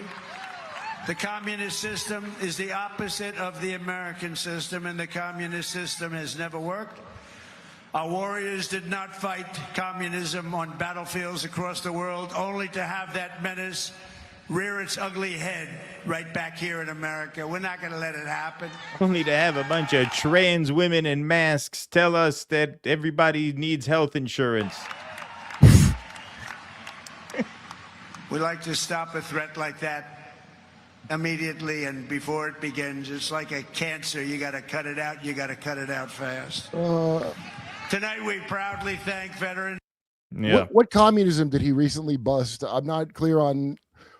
Communism really hasn't been a relevant thing since Vosh's tax folder was seen on his show. So what are you talking about? Communism? Like, usually it's some Zionist shit when I hear it, like James Lindsay, that shill for the Southern Baptist Convention, Fatso O'Farrell, whoever pays him.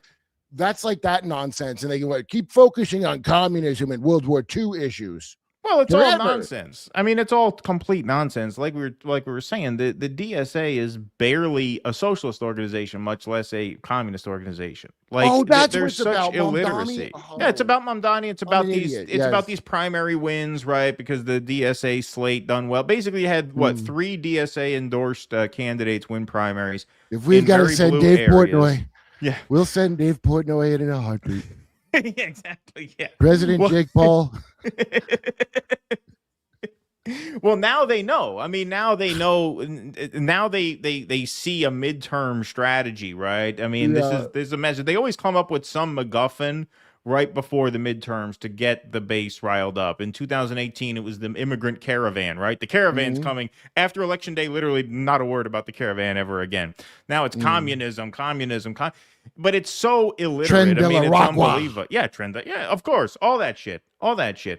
You know, they're almost always, and by the way, all of them, going back to like the Charlottesville Nazis, such as the crying Christopher Cantwell Nazi, who, makes gay porn where it's like Jew and Nazi gay porn. That's what he does now because they're all really? gay. Yeah, all these groups. He should they're all run in gay. Maine. Yeah. I was thinking that. They're all, but why are they all gay? I realize because gays are attracted to theater because this horse shit is a big play. And who loves being in plays the most? Gay guys. Well, that's what all this nonsense is. There's it's all gay. It's all very gay. It's very gay. I mean, this is all gay love for a caricature of an alpha male. That's what this movement has turned into. Yeah, it's camp. It's like John Waters is coming up with it.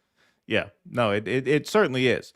It certainly is. But the specter of communism, it's also a generational thing. Like this is real, I hate to bring the Jimmy Dore show into this because whenever I talk about generational politics, I get a lot of backlash. But this is a boomer thing. Like this is something that astrology, boomers use to scare each other. And you would think in the 60 years that they've been freaking out about this, they would learn the first thing about what they're talking about. So like a program like Medicare for All is not a communist program. In order for it to be communism, you have to transfer the means of production from private business to the state.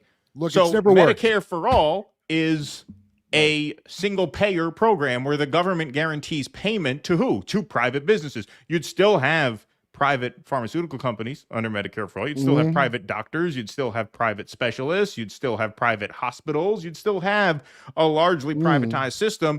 It's just that payment to those sectors would be guaranteed by the government as Here's a my backstop rebuttal. to ensure that people don't die because they can't afford medicine. Ready for the rebuttal? Yeah. Communism has never worked. There you go. But You I'm win. still deathly afraid of it.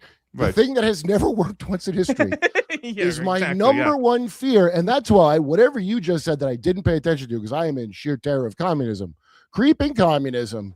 The only reason people even think anything bad about Israel is obviously communism. Right. I wonder where it was coming from. Now, I was afraid of secret Nazis, but it's actually secret communists. Secret communists. That's right. And they ruined the 4th of July. They ruined the 4th of July. That is the new message coming out of Independence Day weekend through November. And then hopefully after November, you won't hear about it ever again because Donald J. Trump will have vanquished them. Vanquished the communist threat. You got to do it. You Unbelievable. got to do it. They're everywhere. They're everywhere. Nip it in the bud, much like a law that requires me to release the Epstein files. Nip it in the bud. Exactly. All right. V. Nettlesbaum says, who's this Keaton fella? Steph finally got a sign. Oh, that's not nice. Just kidding. Great job hosting, you commie bastard. Thank you, V. Nettlesbaum. I should go put on my communist hat, actually, maybe, and take this cowboy hat off and join communism. That's right. You can. You know what? Let me It's get not my too communist late. hat for the rest of it. There you go. There you go. Look at that. One segment too late, but it's, hey, never too late. Pirate Justin says, I think he's pronouncing Zionism wrong. Oh, look at that. You and Kurt thought of the same joke at the same time. That's how you know you're doing it right. When you think of the same joke at the same time. All right. We're going to move right on along here as soon as Kurt has his wardrobe changed. See, Kurt's got one of those fancy podcast chairs. I never got a podcast chair. I don't know why. I probably should. It's one of those investments I know I should make, but I haven't done it yet. I used to do these on like a kitchen chair. That was really brutal. I couldn't get through them after a while. All right. Do we want to go to a quick card while Kurt finds his hat, and then we'll come right back? What? Never mind. He's back. What? I used to get my commie outfit for this. All right, there you go. I converted communism during that segment. That was a quick change. Yeah, it won you over. See? So you know Trump is losing. He's got no juice anymore. Communism never won. Just won me over just now. I know. Just won you over just now. It's spreading. Spreading like a cancer. Spreading like a cancer. Didn't catch it fast enough. 9 more weeks to live before communism kills him. You were too late. Should have made that segment number 2 instead of segment number 4. Ooh, I'm really Predator now, camo, because this is a green camouflage. Yeah. Welcome to the Jimmy Dore Show, everybody. Keaton and Kurt here filling in for Jimmy. So Donald Trump wants you to be really afraid of communism and socialism. That is his midterm message. And who agrees? Well, Benjamin Netanyahu agrees. That's right. I thought that they started out as kind of a left-wing thing, and they have shtetls, which is a communist farm. Is it not? You're talking about the kibbutzim, which we're going to get to. Yes. Oh, yes. yes, It's a very sort of socialist oriented society. But hey, Trump is BB's guy, and so BB toes the party line here. America can try. Just try it. Try socialism. We tried it here. Didn't work that much. Oh, I wish it hadn't. I wish it had. Now we failed. pay all your bills, you Well, yeah, exactly. you communist. People who know better, I would say who should know better, but I think they all know better. And these people let themselves be swept by these irrational protests and this very toxic ideology. I don't think it lasts because I think America can try it. Okay. Just try it. Try socialism. Final word. We tried it here. It didn't work that much. So I decided to try free markets. It worked a lot better. And Americans will eventually get that picture too. Final word here. That's right. I tried free markets here. Worked a lot better. Unbelievable. I mean, wait. So this is okay. They've already on the right wing because they got to control both sides of the aisle, obviously. So this is the pushing the lefties out that are anti-Zionist, just the way they're trying to do with the righties that are with that woke right nonsense they say. So this is just what this is like we got to make the greater Israel Democrat and Republican project. Yeah, well, I think he's just, Trump is his guy, and so that's his message. He's going to back him up because that's his guy. If the Democrats were more pro-Israel than Donald Trump, he would just come on and say, trans women are women. The trans men are men. My daughter has a big penis. Many of them are. You should see my daughter's penis. It's the best penis you've ever Tits and seen. pupik. Yeah, like he would Titsim and pupik. Exactly. He would say anything. Say anything. All he knows is where his bread is buttered, and if Donald Trump is laying it on thicker than anybody else, then he's going to say whatever he needs to say. This sounds a lot like democratic socialism to me, observes Karina. The USA gives Israel more than $10 million every day. Israel has free health care and free college, but the USA doesn't because the USA can't afford it. That's It right. reminds me of racial socialism, a.k.a., as the Germans called it, national socialism. That's what they meant by national. They meant racial. That's right.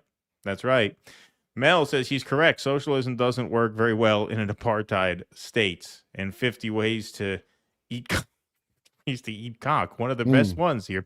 Aren't free education and health care advocated by socialists? Yeah. Toxic ideology, try socialism. Israel runs on democratic socialism, universal health care, subsidized housing, and strong social programs. But as Kurt mentioned, is it more like national socialism because it's kind of reserved for, one group. The same templates the NYC mayor pushes. Funny how that works. Fozon Capital says, don't be fooled by Netanyahu. He doesn't care about socialism. He cares that people in the progressive movement actually despise war crimes and the criminals that perpetuate it. Like himself, Bibi realizes he cannot bully, bribe, or intimidate progressives. Well, you're talking about the handful of progressives who have won these primaries, and that is certainly who he's trying to demonize, not because he's against socialism, but because he's against them, because he knows that they're against him. Yeah. You know what socialism is to him? To him, socialism is like the IDF are not allowed to physically rape the teen male prisoners on camera anymore.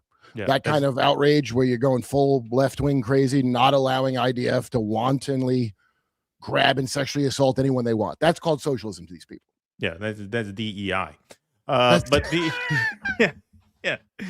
But the real irony here, as Kurt mentioned just a little bit ago, the kibbutzim are basically these communes, and it was those on the kibbutzim who were most affected by the violence on October 7th. A disproportionate number of Israeli civilians killed on October 7th were actually the socialists who lived on these kibbutzim. Israeli kibbutzim ravaged by October 7th attacks rebuild while honoring their past. So what is a kibbutzim? I hate to use this source here, but just to make the point, what exactly is a kibbutz? The kibbutz operates under the premise that all income generated by the kibbutz and its members goes into what? A common pool. The kibbutz operates under the premise that all income generated by the kibbutz and its members goes into a common pool. This income is used to run the kibbutz, make investments, and guarantee mutual and reciprocal aid and responsibility between members.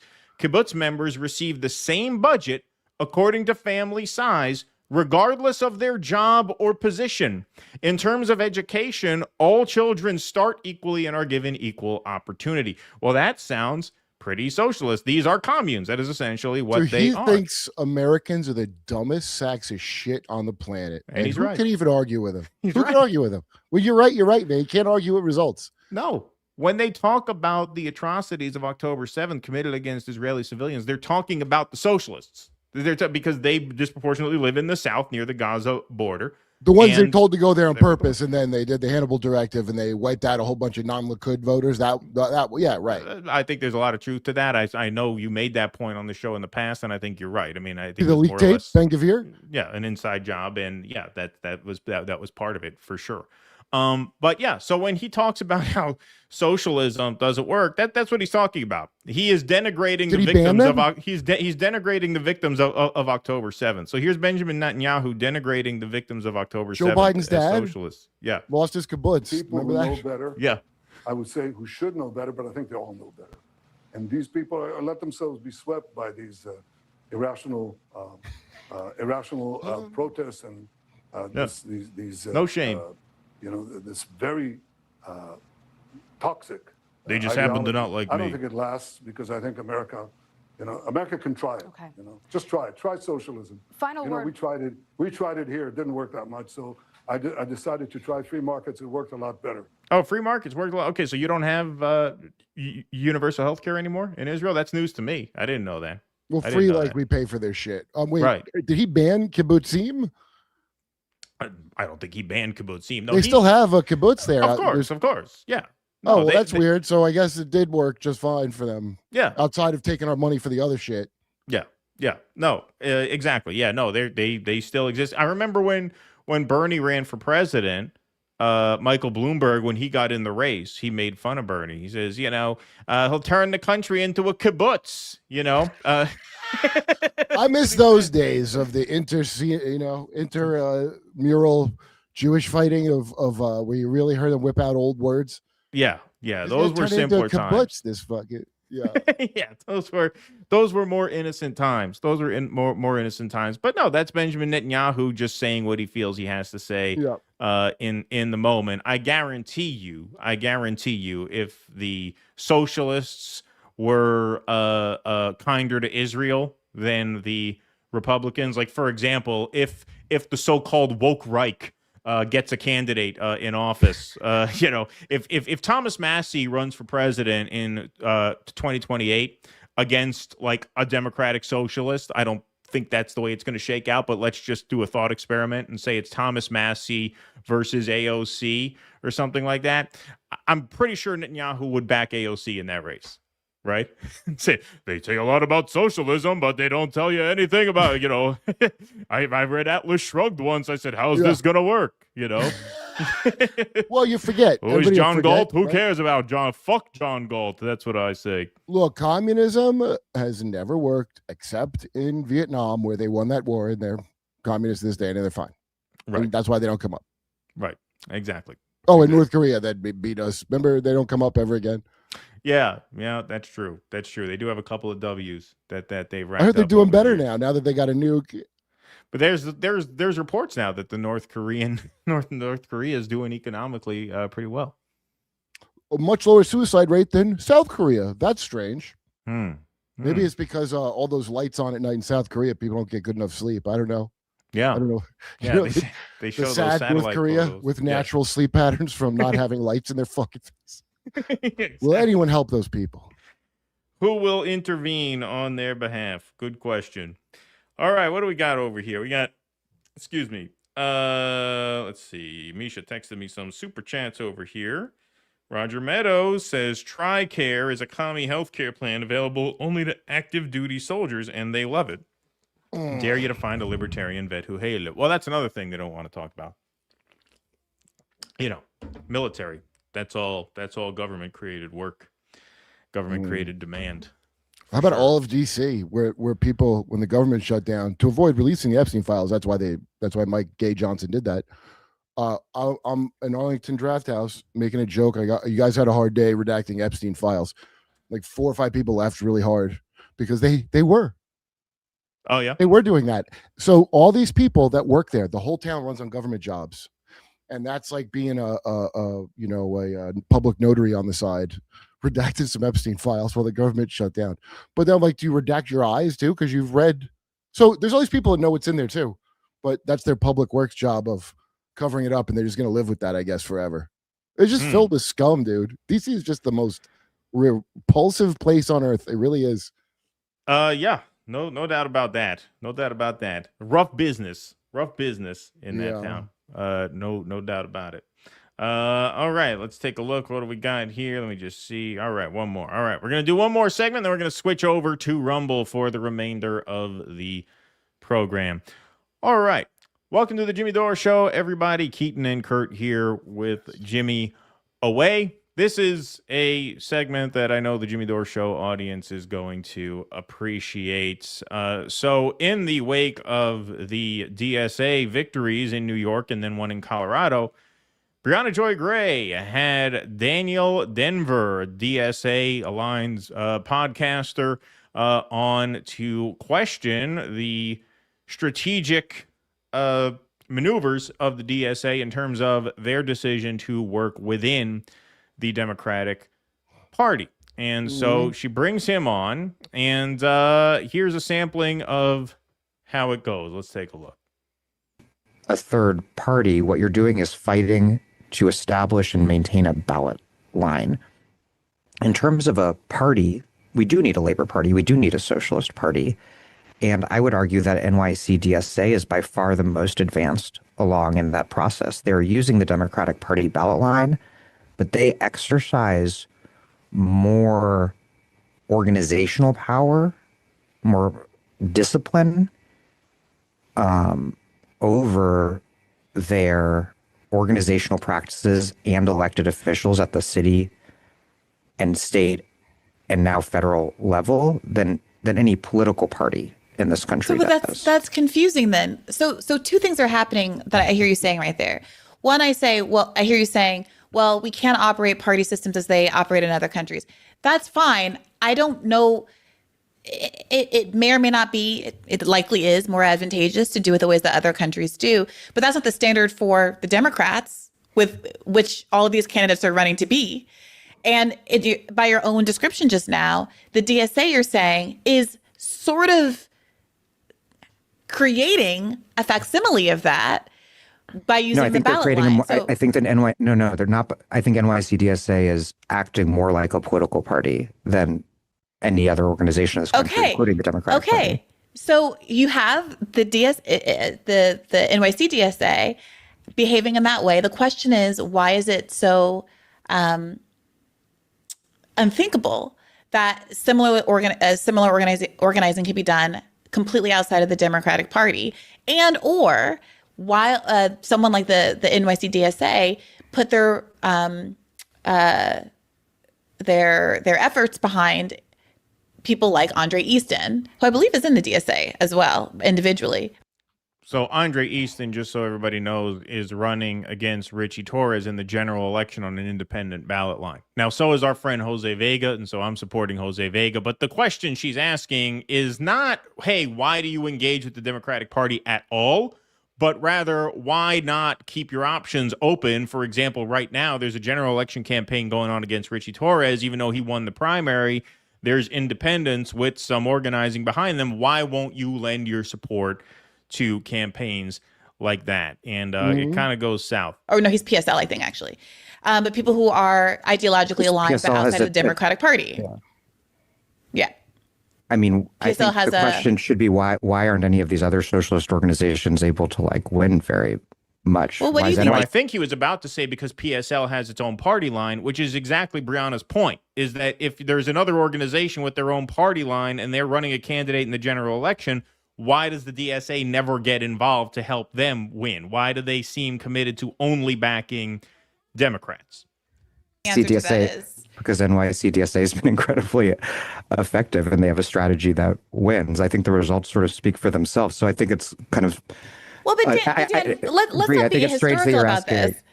But let's wait. Let me be clear about this. We're being ahistorical about this. AOC gets characterized. AOC started all of this. AOC's run was not expected. Sorry. Are we? Is this like?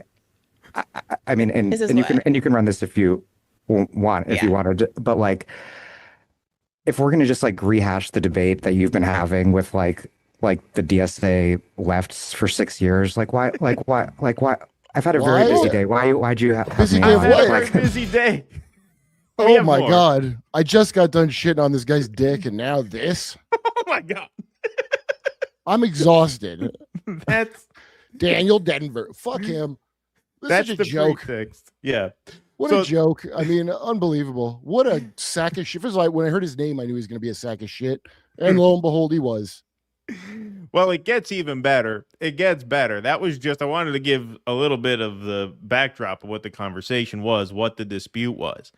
He now goes into a bit, and he ends up, spoiler alert, rage quitting. He ends up hanging up on her. Oh, who would have thought? And he talks about how, you know, it's this big imposition to have been asked on her show to talk about this, given these other projects that he's working on. You could not, I mean, Kurt, you're a comedy writer. You will appreciate this. You could not write a satire of a DSA guy funnier than how this goes. I can't write it funnier, but I am writing it because the cutout just got done with the pilot. I think we're gonna make more of them probably. So I use all of these as material, especially that. So maybe this is in here. All right, let's take a look. If we're gonna just like rehash the debate that you've been having with like the DSA lefts for 6 years, why? I've had a very busy day. Why'd you have me on? Like, well, to what? Wait a minute, Dan. Amazing. How do you characterize the debate that I've been having with the DSA left for 6 years? This is, if you want to have me on, like I answered your question, but you're just like, now we've been like 20 minutes having the same back and forth, like you said your piece. Let me ask you, what other topic do you think she'd be interested in discussing with you?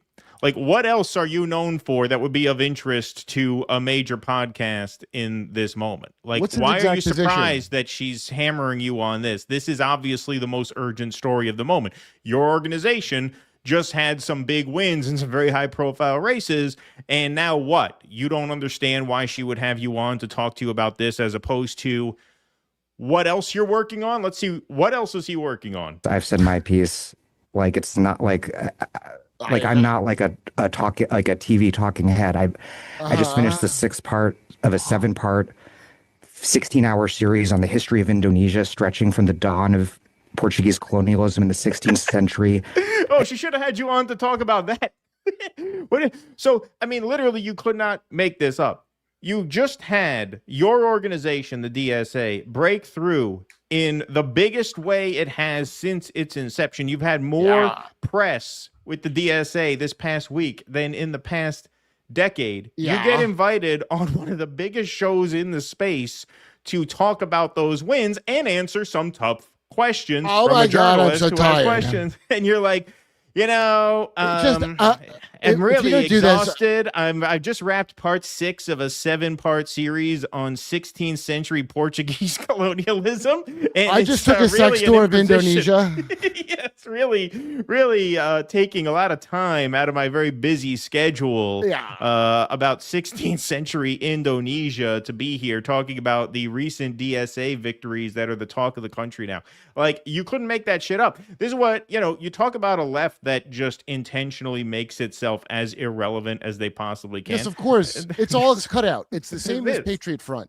This asshole and that dipshit with the ponytail from Patriot Front are his phone. They're the same phony. They're the same fucking phony. And that's why he's not going to answer the basic question of why are you in the auxiliary of Democratic Party, basically. No. He's not going to answer her question ever because they're a cutout. Who's even real? If you're real, you're out of here, buddy. The second you do anything real, we don't like you. No, they find the woman who says that you touched her 5 years ago, and that's it. I just finished my introduction no one else would. on the mass anti-communist genocide. You had the guts to get a tattoo no one else would. You were the bravest guy at the bar. They lay me down. What's a pirate? Put it right on my chest, big as possible, right on my tit, cover the whole tit. Talking ahead, I just finished the 6th part of a 7-part, 16-hour series on the history of Indonesia, stretching from the dawn of Portuguese colonialism in the 16th century. Why doesn't anybody want to talk to me about that? But yeah, why don't I get invited on shows to talk about 16th century Portuguese colonialism as opposed to the 3 super high profile victories that my organization finally won? I He could is like be invited TJ to talk Miller. about my passion. Yeah. Dude, Yeah. he looks like TJ Miller doing a character. No, this is like a parody of itself. This is self-parody. Like you can't write this. I just finished my introduction on the mass anti-communist genocide of 1965. Oh, wow. When between 500,000 and 3 million people were murdered by a U.S.-backed dictator. And I came on. I just did my first draft of my 11-part series on sexual liberation in 1790s France. I have got a lot of things on the burner here. I really don't have time to talk about the news, you know. Well, did you ever see the movie The Act of Killing about the Indonesian genocide? Well, I didn't, and I wrote a whole fucking paper about it. I just now found out it was already covered. Yeah. And you're saying this to me now? Because you asked me, and I was like, sure, but this is not what I was like hoping for. One question when we go back and forth and disagree, but this is like, you don't have any questions for me about 16th century Portuguese colonialism? I mean, you don't have anything to ask me about that? You know, I just recorded 14 hours about it. You could have asked me anything. just like not a good use of my time, and it feels like a little It's tangentious. not a good use of your time. And you can What do you mean it's not a good? I don't understand. This is not a good use of your time. Your organization just made huge headlines for the first time ever, arguably. Okay, and now you get invited on a huge show like this, and this is not a good use of your time. Okay, I just to validate your strategy to Brianna Joy Gray. No, the better use of your time is what? Getting an early start on part 7 on 16th century Indonesia. That's right. I guess Indonesian boy culture. Yeah, exactly. I did ask. I specifically want to know why Not you a good think use of my the time. DSA has been But we've been successful. talking this. But we've been talking about this for 20 minutes, and you had a long. my God, you had a 20 long minutes? list of things you wanted to talk to me about. 20 minutes. Right, but this is chief among them. It's been 20 minutes. And because Dan, very few people are as engaged with this issue. I feel like I've learned a lot from your interviews with people who've done the organizing on the ground. I don't have any pushback about the efficacy of DSA. My question is how broadly applicable those strategies are. What is sort of unique about New York and the phenomenon that, as I was about to describe, started with AOC's run, which was not a DSA fueled and enabled run. Okay, so then they go back and forth about Zoran for a little bit, and then for time's sake, we'll cut to about a minute down the road. And I'm now suspecting that you're gonna like play all of this online, even though I'm having a meta conversation with you, which I wouldn't do for a guest on my show, which I would not do for a guest on my show. But Dan, but you it's just not. But said this you is can not play the this. Way of asking her not to air this because it hasn't gone well. And I wouldn't do this to a guest on my show. I wouldn't put this out. If I were you, I'd have the courtesy to just scrap this, even though that would be a waste of her time. You know, funny how like the guy talks about how this interview is a waste of his time. A guy who most people have never heard of. He goes on one of the biggest shows in the space, implies that it's a waste of his precious time because he's recording a 16-hour series on whatever, 14th century queerness in Ethiopia or whatever the fuck it is. Okay. All right. Curb, Colorado. This is not a good use of my time. This is not a good use of my time. Oh, wow. You're going to ask about that? I mean, it's been like 20 minutes. Yeah, it's been 20. We've been talking about the same thing for 20 minutes. I'm having a meta conversation with you, which I wouldn't do for a guest on my show, which I would not do for a guest on my show. But Dan, you just said you can play this if you want, and I never said we were going to stop. I don't edit my podcast like that. Then that's fine. But I'm just telling you that, like, you asked me a question, I answered it. You debated me back, I debated you back, and now we're just like going over the same thing over and over. And my brain's just kind of like melting. My eyes are Move on. glazing over. It's just unpleasant. These guys supported Bernie Sanders, who's given literally the same speech for 45 years. Yeah, and I now mean, their we're- eyes are glazing over. It's been 20 minutes. It's Do you been wanna know 20 whole about- minutes of this. Indonesia or not? I'm confused. Do you even care? Do you even care about Portuguese colonialism 600 years ago? Why are you asking about the thing I'm in charge of? You don't care because you have too much privilege to care about the Indonesians. Well, I don't understand, Dan. I'm genuinely surprised by this. What about this is so unpleasant? I thought we were just having a conversation about what seems to me to be a really fundamental issue about the direction of the left going forward. Because let me state where I'm coming from. I'm concerned that just like, sorry to, maybe this is also something I'm not supposed to bring up, but I'm concerned that the same way that the left establishment pretended that force the vote was not a viable strategy, and then we saw Republicans. Wait a minute, we saw Republicans effectively do it 2 years later. And oust their. Fuck you, Keaton. Did he just hang up on me? Yeah, bitch. Yeah, I did. As soon as she says the word force the vote, gone. Doesn't say goodbye. No, nothing. That's okay. it. I'm concerned that just like, sorry to, maybe this is also something I'm not supposed to bring up, but I'm concerned that the same way that the left establishment pretended that force the vote was not a viable strategy, and then we saw Republicans. Wait a minute, we saw Republicans effectively do it 2 years later and oust their. Out. I mean, I don't have. I told you. Did he just hang up on me? I don't have time. He doesn't have time. Yeah. This happens to her a lot too, by the way, where she has like That's some incredible. Well, you know, I mean, I really didn't expect that at all. Why not? Why didn't you, Brianna? So you should have, bitch. That was very unexpected. Because I've been wanting to have Dan on for a long time. Everything that I said about how much I value his work and his podcast is authentic and true. What I was about to just say when he hung up is that my concern is that just like force the vote was characterized by people and what I would describe as the establishment left as impossible, that we would end up with a Republican Speaker of the House when that is not how the voting works. I mean, I don't have to go over this with you guys. You guys know what the score was with this. We know what the score was. She was. That was very professional of her to stay on and talk to the audience, even though she doesn't live stream. You know, like if I were pre-recording and someone hung up on me, I would just jerk off and go to sleep. But yeah, can we please? All right, can we please get to Indonesia, please? Oh my God, this is not a good use of my time. Not a good use of my time.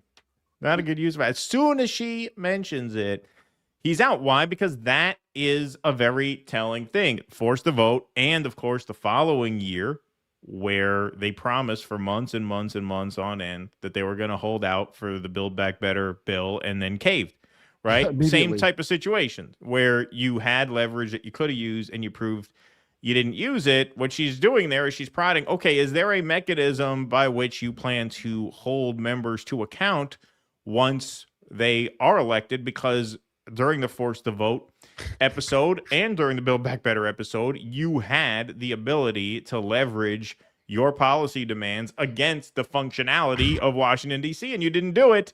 And of course, there is no good answer for that. I mean, there is no good answer for that. And so that's why as soon as she mentions it, he's out. One more time. Like, sorry to, maybe this is also something I'm not supposed to bring up, but I'm concerned that the same way that the left establishment pretended that force the vote was not a viable strategy, and then we saw Republicans. Wait a minute, we saw Republicans effectively do it 2 years later. That's a great way. That's a great way to handle yourself as you've just had this big breakthrough with these very high profile victories, and then you get invited on a show like this to tout it and defend yourself, and you rage quit because you don't want to talk about force the vote and explain that you have more pressing matters like a 7-part 16-hour series on Indonesia. Well, how do you think it felt for me to have to do that to a woman of color? Technically, I should have to sit and listen to her live narrative. That's right. You should, and she should apologize for forcing that on me with her stupid bitch bullshit. Yeah, she drove you into therapy. I had to take 3 self-care days. Yeah, that's right. That's right. It's her fault. American Exception says, for anybody who's more invested and thus more informed on these issues, why doesn't Daniel Denver, not due dissidents, just argue that it was an error not to force the vote, but that DSA's D-party strategy is still sound? Yeah, exactly. You could just say, hey, that was an L. Brianna responds to this person, says, it would be very easy to say it's good to support new insurgents because they've learned from the old squad and will absolutely force the vote and vote as a block. Kiro seems to be hinting at this, and it's a good thing. That's the thing. Brianna has not even been hostile to these challenge her. She's been pretty She's very complimentary. Yeah, In she's fact, been she pretty seemed like she was a complimentary. fan. Didn't she Well, seem yeah. like a fan? Yeah. Well, this Milad Kiros, the one who won in Colorado, signaled that she's not going to support Hakeem Jeffries for speaker, just like the Republicans did their own force to vote around Kevin McCarthy. Nicole like him? Salk. What's Hakeem I love Hakeem Jeffries. that? Oh, yeah. Hope, not hate. Beep, not beep. I'm a fan of both of you, says Nicole Salk. I'm truly shocked, Daniel Denver, that you couldn't engage with Bree on this. I'm a DSA member, worked on the recent campaigns, and I have real questions and concerns about AOC and the limitations of working within the Dem Party. It's healthy to engage. Well, No, I it guess she's isn't. not a fan of the podcast. So, just as Jimmy emphasized during Force the Vote that it wasn't his idea, it was actually the DSA's idea. This is a similar dynamic here, because this essay by Eric Blanc, which was written in Jacobin magazine, called The Ballot and the Break, really popularized, if not coined, I don't know, maybe this was the first time anybody even said this, the so-called dirty break strategy, which means you use the Democratic Party as a vehicle for ballot access, but you use that in order to build enough power to then break from it. So like what Jose Vega did in his campaign is an example of the dirty break in action, which is he ran as a Democrat in the primary, but while he was running as a Democrat in the primary, he was also securing ballot access as an independent so that after the primary, he could keep the momentum going and run as an independent. That is essentially what the dirty break strategy is, and Jacobin and the DSA crowd popularized that concept and then never acted on it, just like they came up with the force the vote strategy and then did not act on it. So it's a very, very similar thing playing out now. Yeah. Are you taking a hint, Keaton? Can you understand the hint? Do I have to come out and say it? I'm the sorry. whole thing's fake. We all worship the devil. That's right. I have to That's right. say it? I have to say it to you. I apologize. This segment's run 18 minutes. I know I've cut into your time. I know you have to get recording. I could have been in in Indonesia by now. Yeah. Taking a sex tour. You could have been halfway through part 7. So I guess we'll let you go. That's all the time we have. Let's just hang up on you while today. Yeah, that's it. To end the segment. Here we go. Just put it there. Boom. There you go. What happened? Where'd he go? That's amazing. There you go. Boom. Look at that. Ended that in style. Writing fiction on the spot. Curb Colorado doesn't get any better than that. Doesn't answer questions. It's quality entertainment right there. Yeah. All right. Well, hey, that is the end of the YouTube festivities for tonight. We're going to be switching to Rumble. We'll be back in a few minutes. Yeah, I know. Right. Sorry. Part 7's just going to have to wait a little bit longer. I got to go to Rumble. We'll have you out of here soon enough.